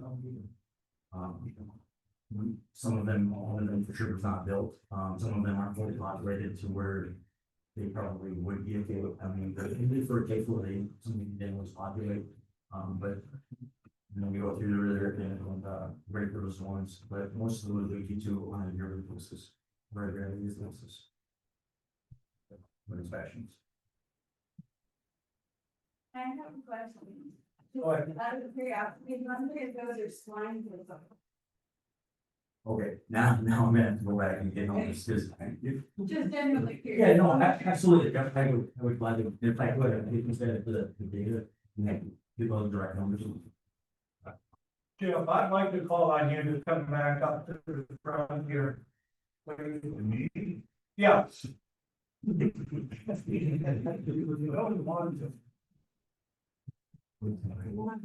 I want you to explain this and show the map to the gentleman of where this boundary is and where it encompasses Hurricane Lake. And what the significance of that is. First of all, you don't have to do anything. You don't have to try to change any setbacks or anything. By law, Hurricane Lake Refuge. He was calling it a park, but it's a recreation area. And it cannot be in that mile setback. It's that simple. You don't have to do anything. It's over. It's in that mile setback. And they tried to trick you on the other map by shading over Hurricane Lake. I just wanna clear it up, Yeah. Oh, but in their proposal, they actually have the color that they gave to us at Blackie. So this. okay, but it's shaded there, right? No, it's in green and blue and. I can see some haters. No, that's the top of the map, but you can still see the green and where. But still not. Cleared the record, so I'll share. Good. But they went right over Hurricane Lake with some shading. But on this map, they didn't. And this is a legal map. It's over. They're in the 1 mile setback. It's over. And back in this last session, okay, I don't know who passed it here in 2007. But they didn't have to pass it because back then in the century code, a county or a township could have added 50% on to that 1 mile, so it could have been 1.5 miles, easy. And would have stopped it back then. People don't know everything, that's, you know, it's understandable. But it could have been stopped in 2007, easy. But then this last session in the legislature, they took our 50% away. And it's been there ever since the beginning in 1999. And the legislature has been whittling and whittling and whittling and whittling, taking more and more of our township and county's rights away. And it's terrible. But it's over. They're in the mile setback. It's that simple.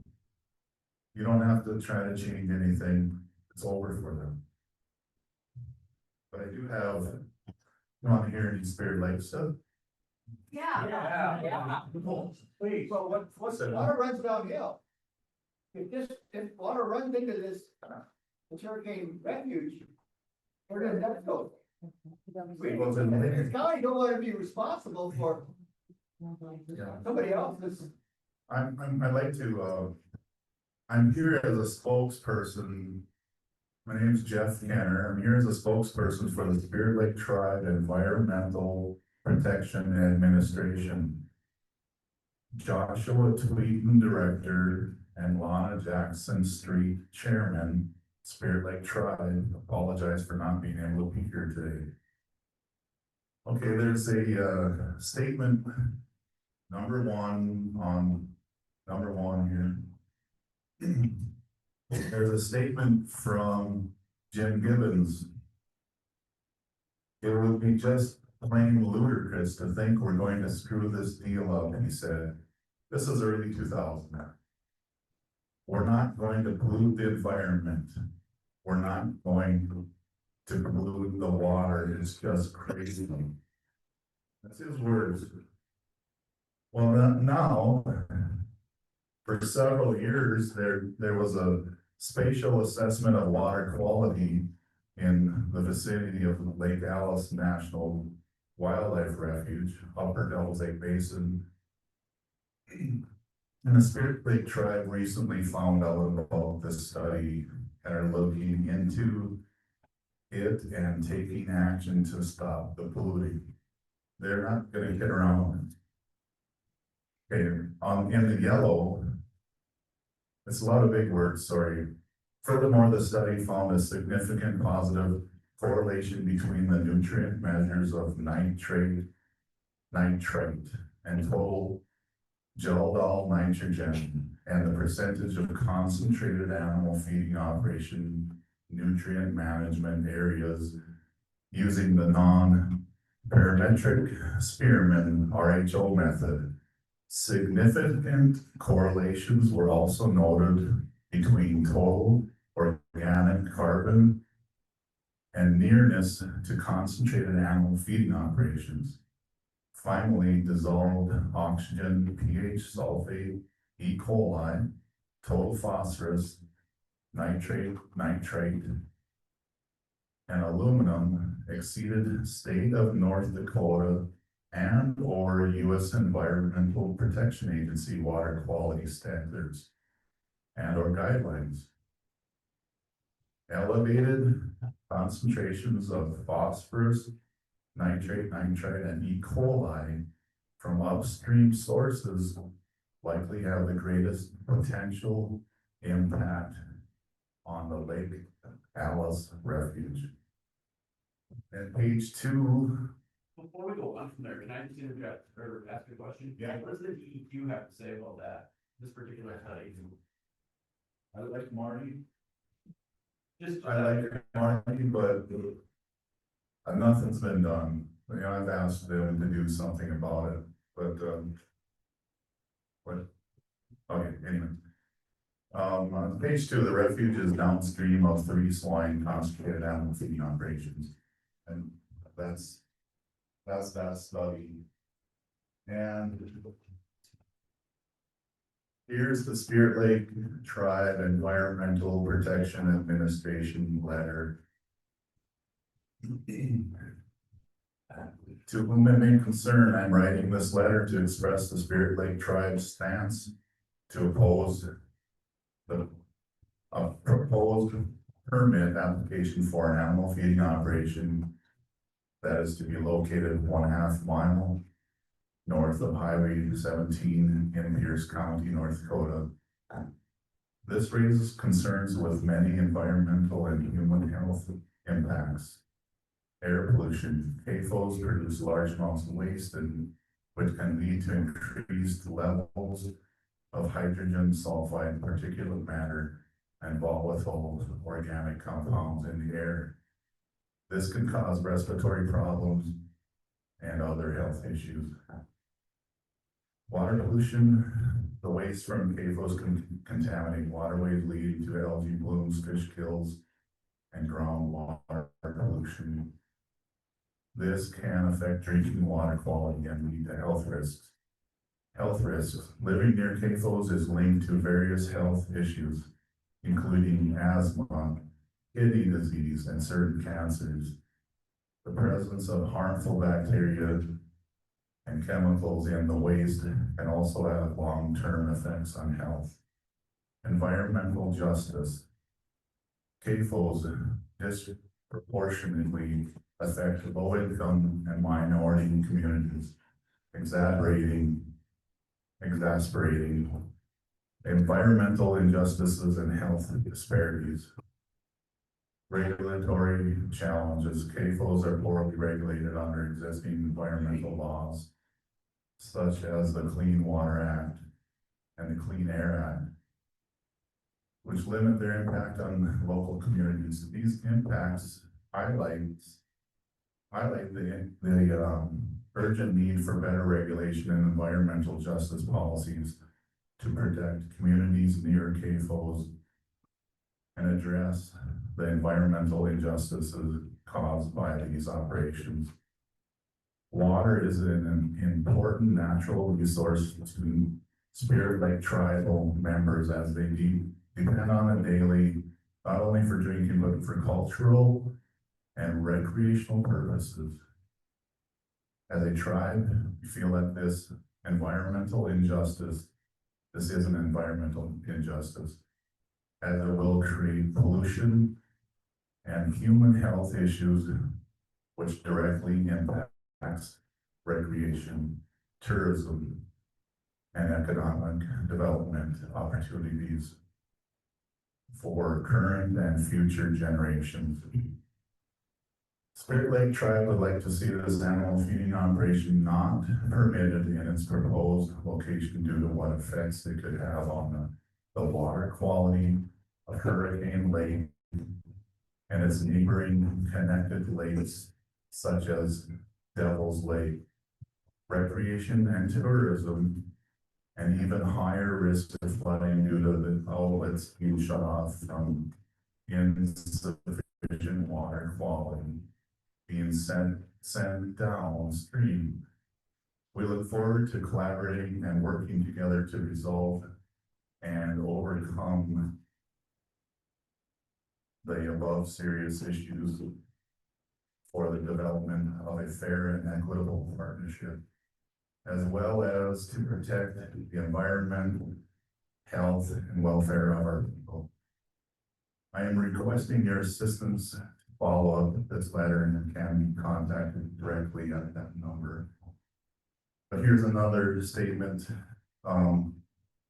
they wanted to say is because of the spatial assessment and water quality study, the Spirit Lake Tribe is considering taking action to put a stop to the pollution from concentrated animal feeding operations that are impacting Lake Alice, which runs into our sacred waters of Devil's Lake. Sincerely, Josh Tweeten and Lana Jackson Street, Chairwoman, Spirit Lake Tribe.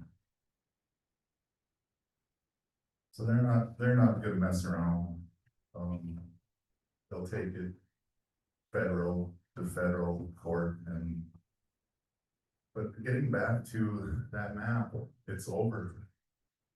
It's in that mile circle.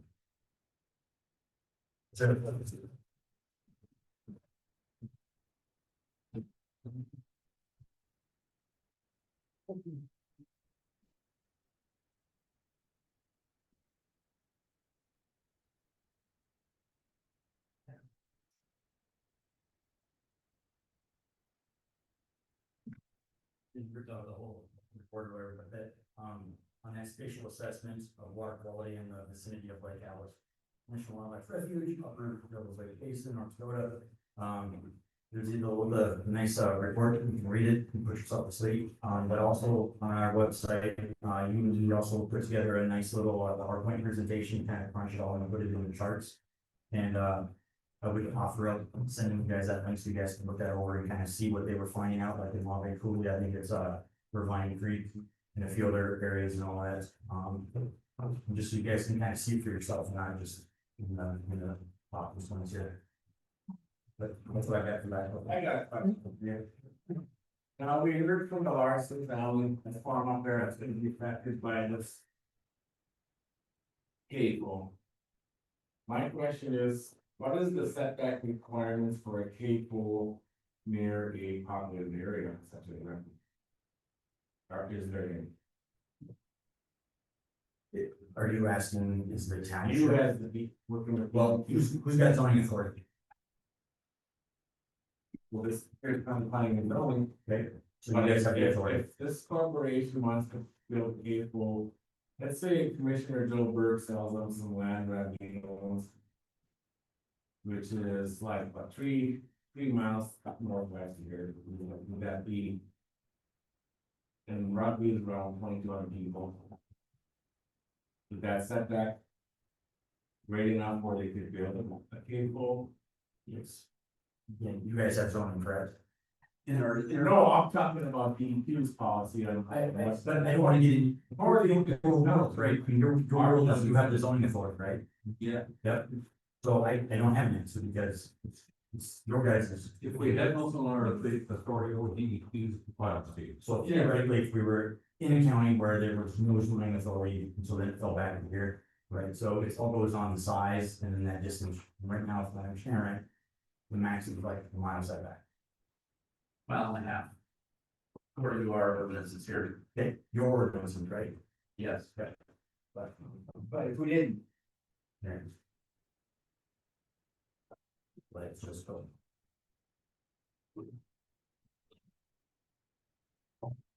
Just 1 minute, I think we still got something to say that.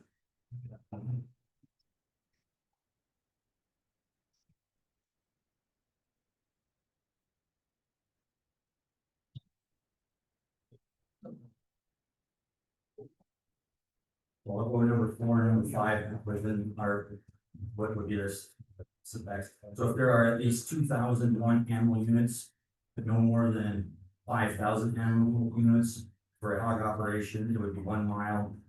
And a setback for any other animal operation would be 3 acres. So if there are 5,001 or more animal units, the setback for a hog operation is 1.5 miles. So I'd have to go through and run my calculator or whatever I want on my head and the types. Okay. For the animal units, so between a mile to a mile. Okay, clarification on that's what we were referring to, so from surface water for pure, I mean, it looks like it's 1,000 feet. You read your regulation. If you were talking about the population of the city, right? Right. yeah, you bet.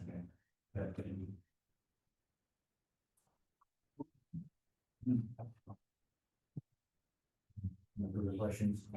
I'll stick around to you guys have any more. I can be at least part of my stuff, so I can get a part for email questions. Hey, ma'am. I just have a point of clarification I wanted to ask you, gentlemen. You said the farmers would not be spreading any of this on our fields until at least the temperatures of the fields were below 50 degrees, correct?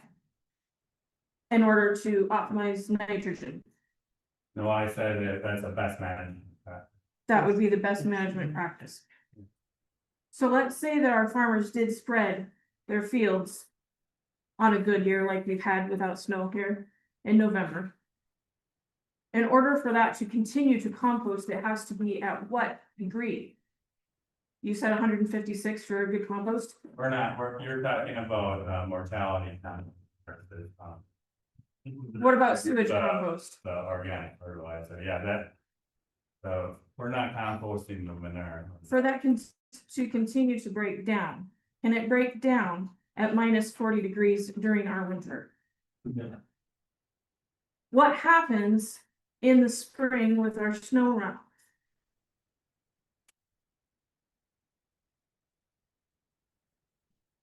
I'm not following their question.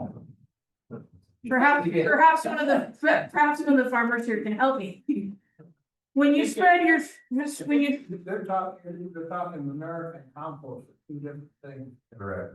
okay, but you're spreading this manure on the fields, correct? injected it. Injecting it on the fields.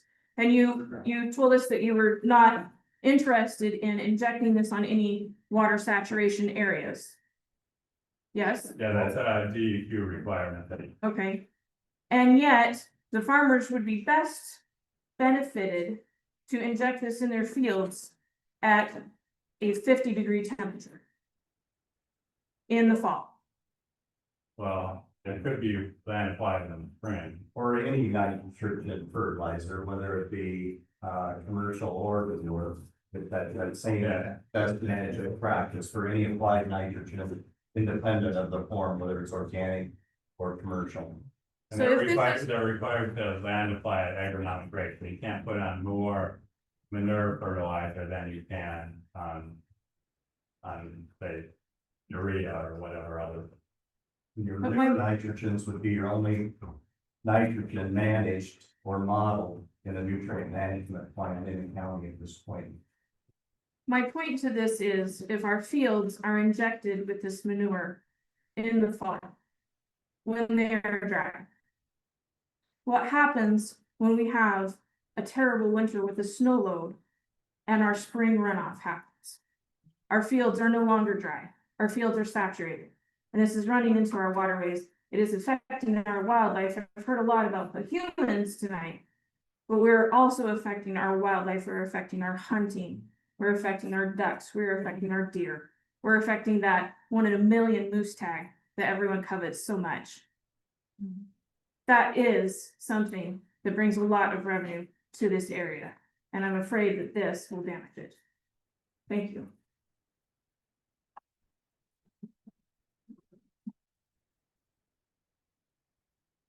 Yes, the back. I was just wondering, from the DEQ representative, how many CAFO permit applications have you ever turned down? Has the state ever turned down? Not issued. That- You don't have a count for the ones that it's not issued. So zero. I don't Zero. have, no, Right? it's not zero, there's some that we have not been able to do. Various reasons, but I would have to go back to give you numbers if you some of the one very specific numbers, so I don't know what that number is. What's the most recent one?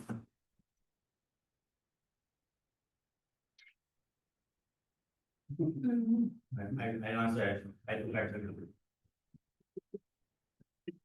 Good morning, tonight, I wanted to ask you a DEQ question. Did you see the handout that I sent? First handout. So this was submitted to you guys.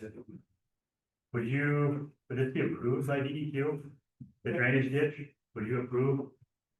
This drainage ditch being spread right through? No, There's 0 setback on there. Right, but we're not even through our review process or whatever, like I said, you know, there'd be a minimum of 100 feet setback. Or I should say minimum of 35 if it were grass. So why, Or there'd be 100 foot setback. why did they not still patching with that? So Okay, I would you guys- can't answer that question. I guess you guys, as DEQ, do you go onto the sites of the field and see? Or do you use area limited only? I mean, To make that determination whether they did a good we've job. done both, if some of them are unclear, right, we'll Okay. go out there. Okay. They're unclear, some of them aren't pretty clear, but we've done both. Okay, that is, so. And I think for the manure aspect, I think what the idea is when you do inject that, right, it's about 8 inches down, roughly speaking, right? And then that all freezes solid, right, so when your snow melt goes, most of that is all gone before that ground starts to get but We have clarification, the state gave these people $250,000 grant, okay? And he works for the state. And so the fact that we think the state might be working for us, the people, is wrong. That's right. That's not. We were fighting one over at Devil's Lake, that's when the state health department was still, being the representative instead of the DEQ. The state health department actually got up and gave the presentation for the people that wanted to be able to pay for. So we cannot rely on the DEQ to be the ones that are gonna stick up for us or be the ones representing us, because that's not what's gonna happen.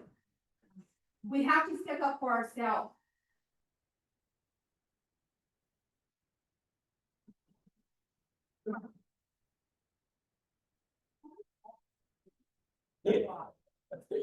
From these people against the state or against the county.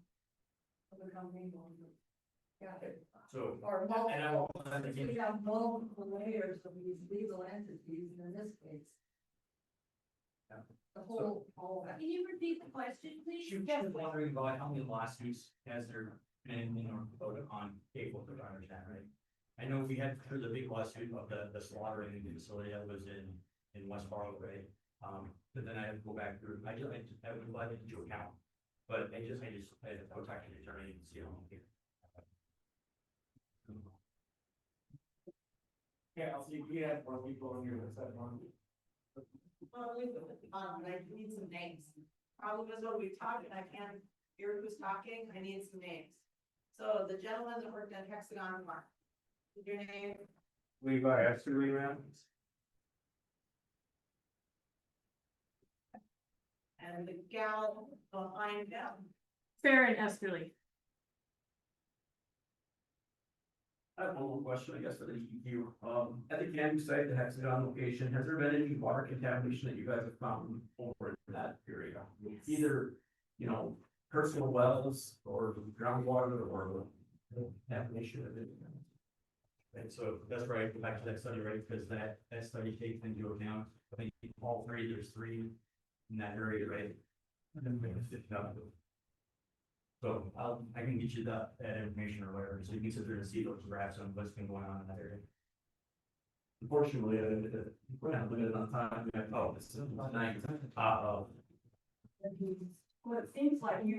seems like we're missing a lot of information to make an informed decision. I would agree, but, Galen, I don't know how much flexibility we have in tabling this further. Since we have 60 days from the date of the application. Which we look at till the third basically.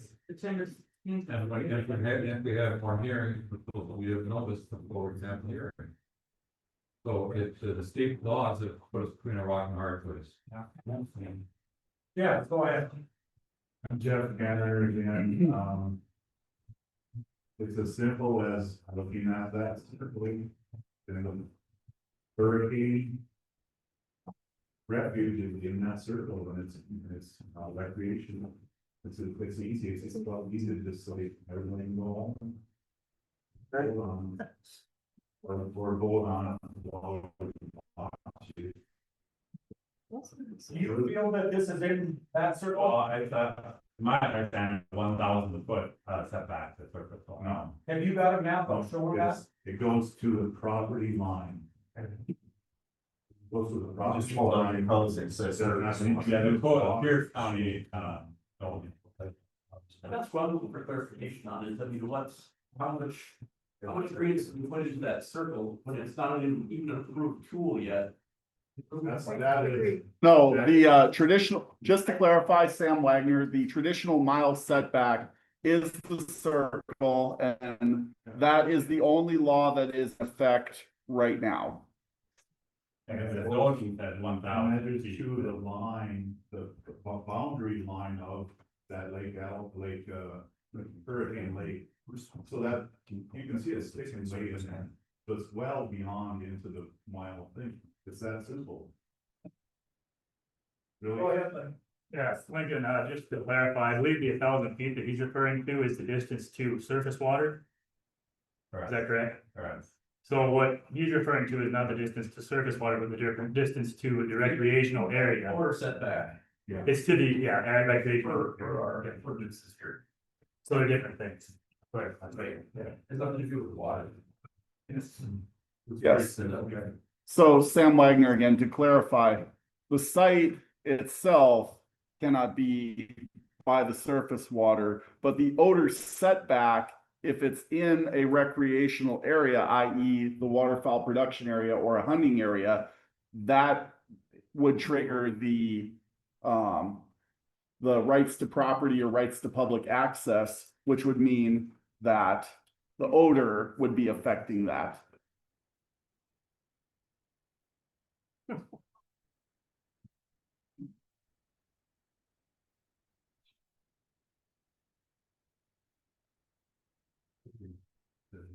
The sign, that sign is actually a sign that's in the waterfowl production area, and that is. Oh, you guys. We need, thank you. Yeah, have that in here with information.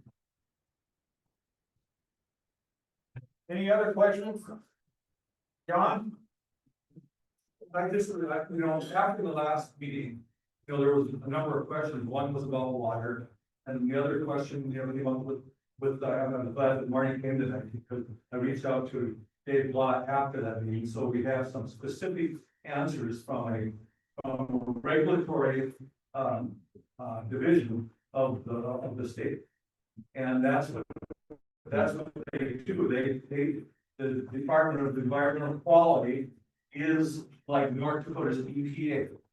They contract with the EPA for a number of the regulatory jobs that they take on. So yeah, you can say they're from the state, but that's their science-based and they're a regulatory, organization. So that's, I thought they'd be the best people to be here. I also contacted the Department of Water Resources because there was concern about the aquifer. That was the aquifer. And I talked to the director, Andrew Nygaard, and he sent me some information. That information indicates that, you know, that first of all, from a latitude standpoint, they have 80 observation wells in the Pleasant Lake aquifer area. And the number that I gave them was an average of 40,000 gallons a day. So we can argue whether that's too low, too high, but that's the number that they plugged in. The operation, and with that, they said that the water, I'm gonna read directly from his response. The average relative water levels are shown along Rugby's reported annual water use. The authorized annual use is 771 acre feet and a projected increase of 40,000 gallons per day. The proposed increase remains well within the existing authorized use. As far as the level of the aquifer, and he said that the aquifer water levels have fluctuated about 5 feet over the last 50 years with no evidence of a long-term decline. And the requested additional use is within Rugby's authorized allocation. Just for your information. John, I also talked to the director down there, and his name was Saber. What? His name was Saber. Okay. He's in charge of the Pleasant Lake Aquifer. And yes, the city of Rugby can supply the water. The big question is, can rural water use provide water for these farmers around here and 60,000 gallons of water during the summer? Well, All Seasons Water is waiting for a hydraulic study. Why would you want to sell it to them for cost? Pardon me? Why would you want to sell the city, I'll direct it, why would the city want to sell rural water to big farms for cost? That's right. And I ain't supposed to talk, I will be talking later on. Cause I'm against it. Well, that's inaccurate. If you use farm, why are you supporting rural water? You're on the city. What about the future of our city? And what's gonna happen if we get some big factory in here and they need water? What are you gonna do then? Do you remember? 4 years, we had one line serving the city of Rugby. And it took 4 years for us to get that line fixed. And DJ mentioned that the rest of it isn't in very good shape. So you guys better be thinking about this decision. And I'm just talking about rural water. I know we're not really discussing that now, but it's a big thing for the city of Rugby and the future of our kids. And I went down to Bismarck and I sat in there and talked to the guy too. Right now, the aquifer is down 4 feet. It starts out at 2 feet deep and goes down to 42. And our Lake aquifer wasn't created by a glacier, or excuse me, it was created by a glacier. It wasn't created by underground streams. It's only fed by surface water coming in there. Wonder how it's gonna be when the Minerve gets in there.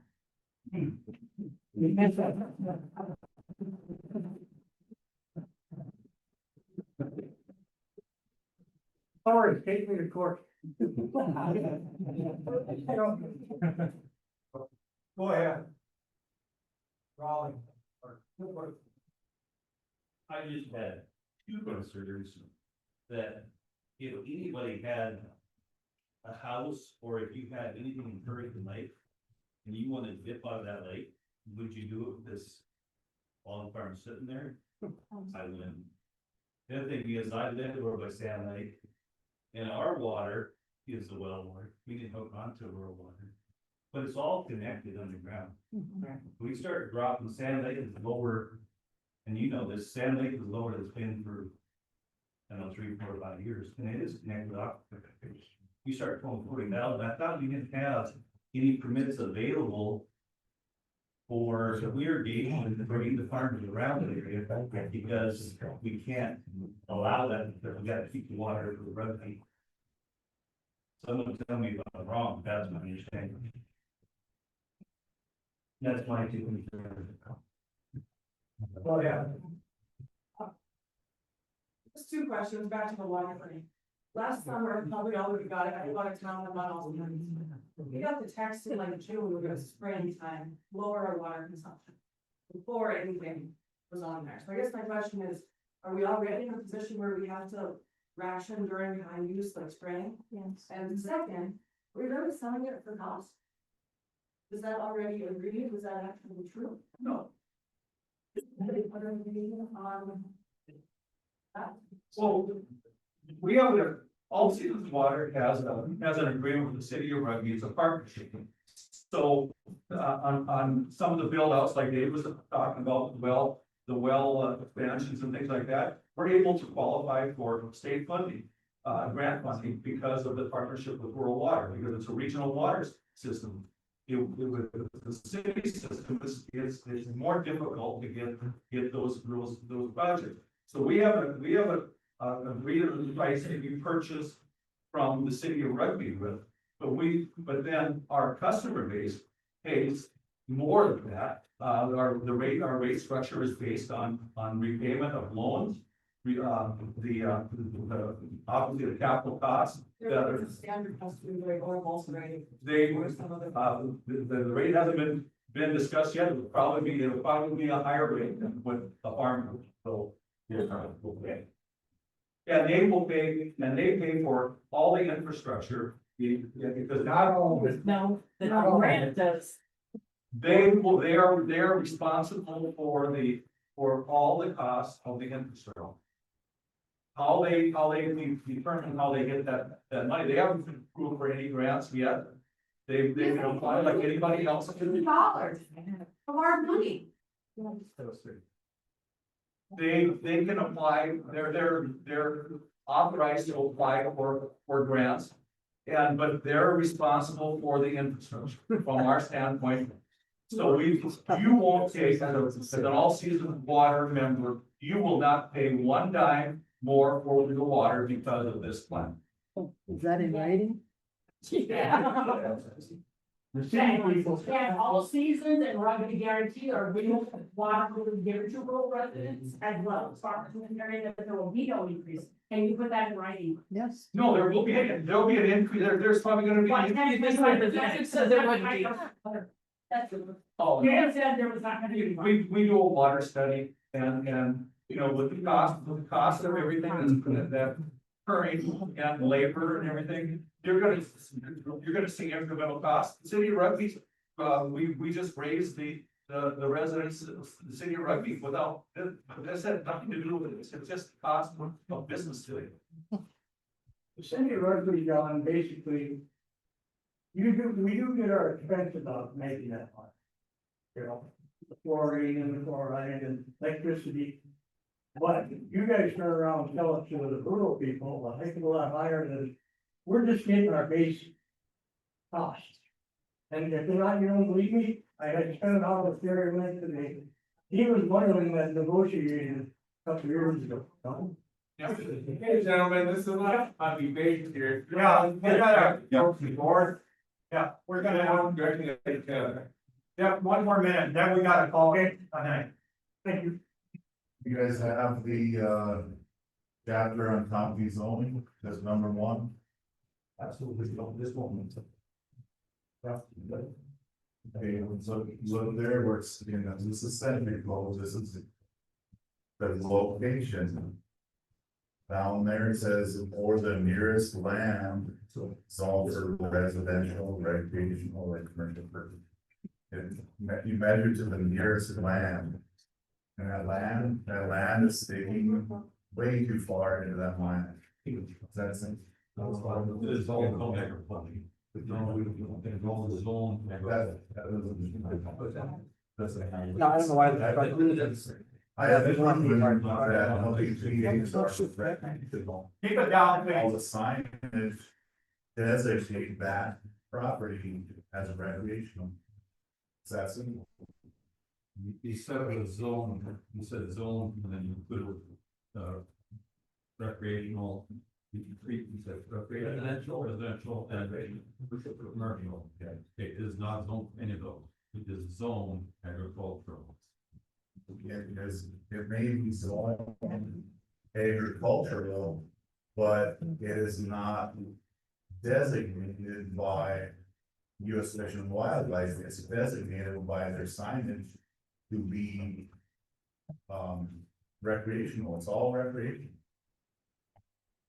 I understand, but it's not zone, it's recreational. If it's zone. I The county's doing ordinances. I proved to you in the Merriam-Webster dictionary, the word zone has several meanings, primarily referred to an area or region distinguished by a particular characteristic or designated for a specific purpose. And that's what Fish and Wildlife did. They have signage everywhere. So it's that simple.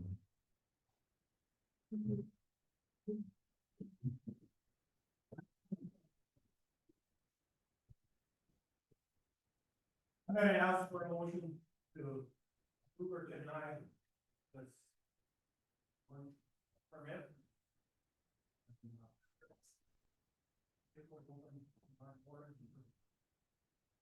To do that. Or again. I'm moving, go. Yes or no? Just move to. Make a decision. Well, whether it's up or down. Okay. All right, Joe, I make the motion to deny the permit. Okay, yeah. We have a second. How's that? Okay, I'm gonna do a roll call vote. Jason? Now we can discuss.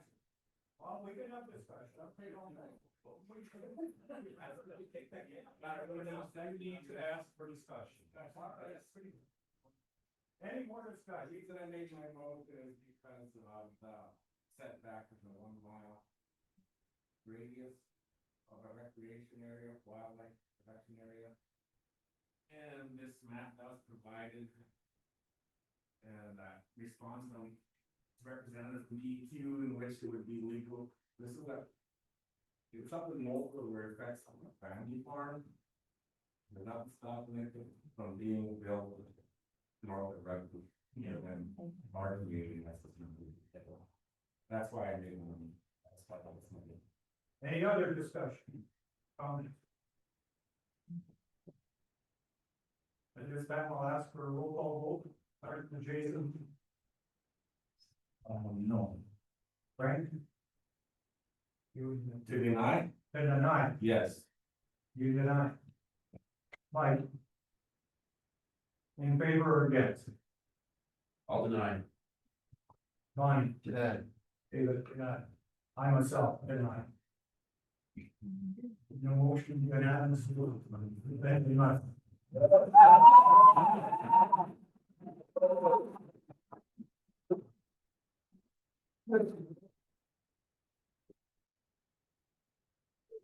Could I make a point of order here? Could I make a point of order? If his motion was to deny the permit and are you guys, when you say deny, are you basically voting affirmative on that? Because the motion was no, so you get what I'm saying here? If you say deny or nay, you were voting against the no vote. No, I just want to make sure that when you got it right. He's correct. Yeah. He's correct. Make sure that they're clear.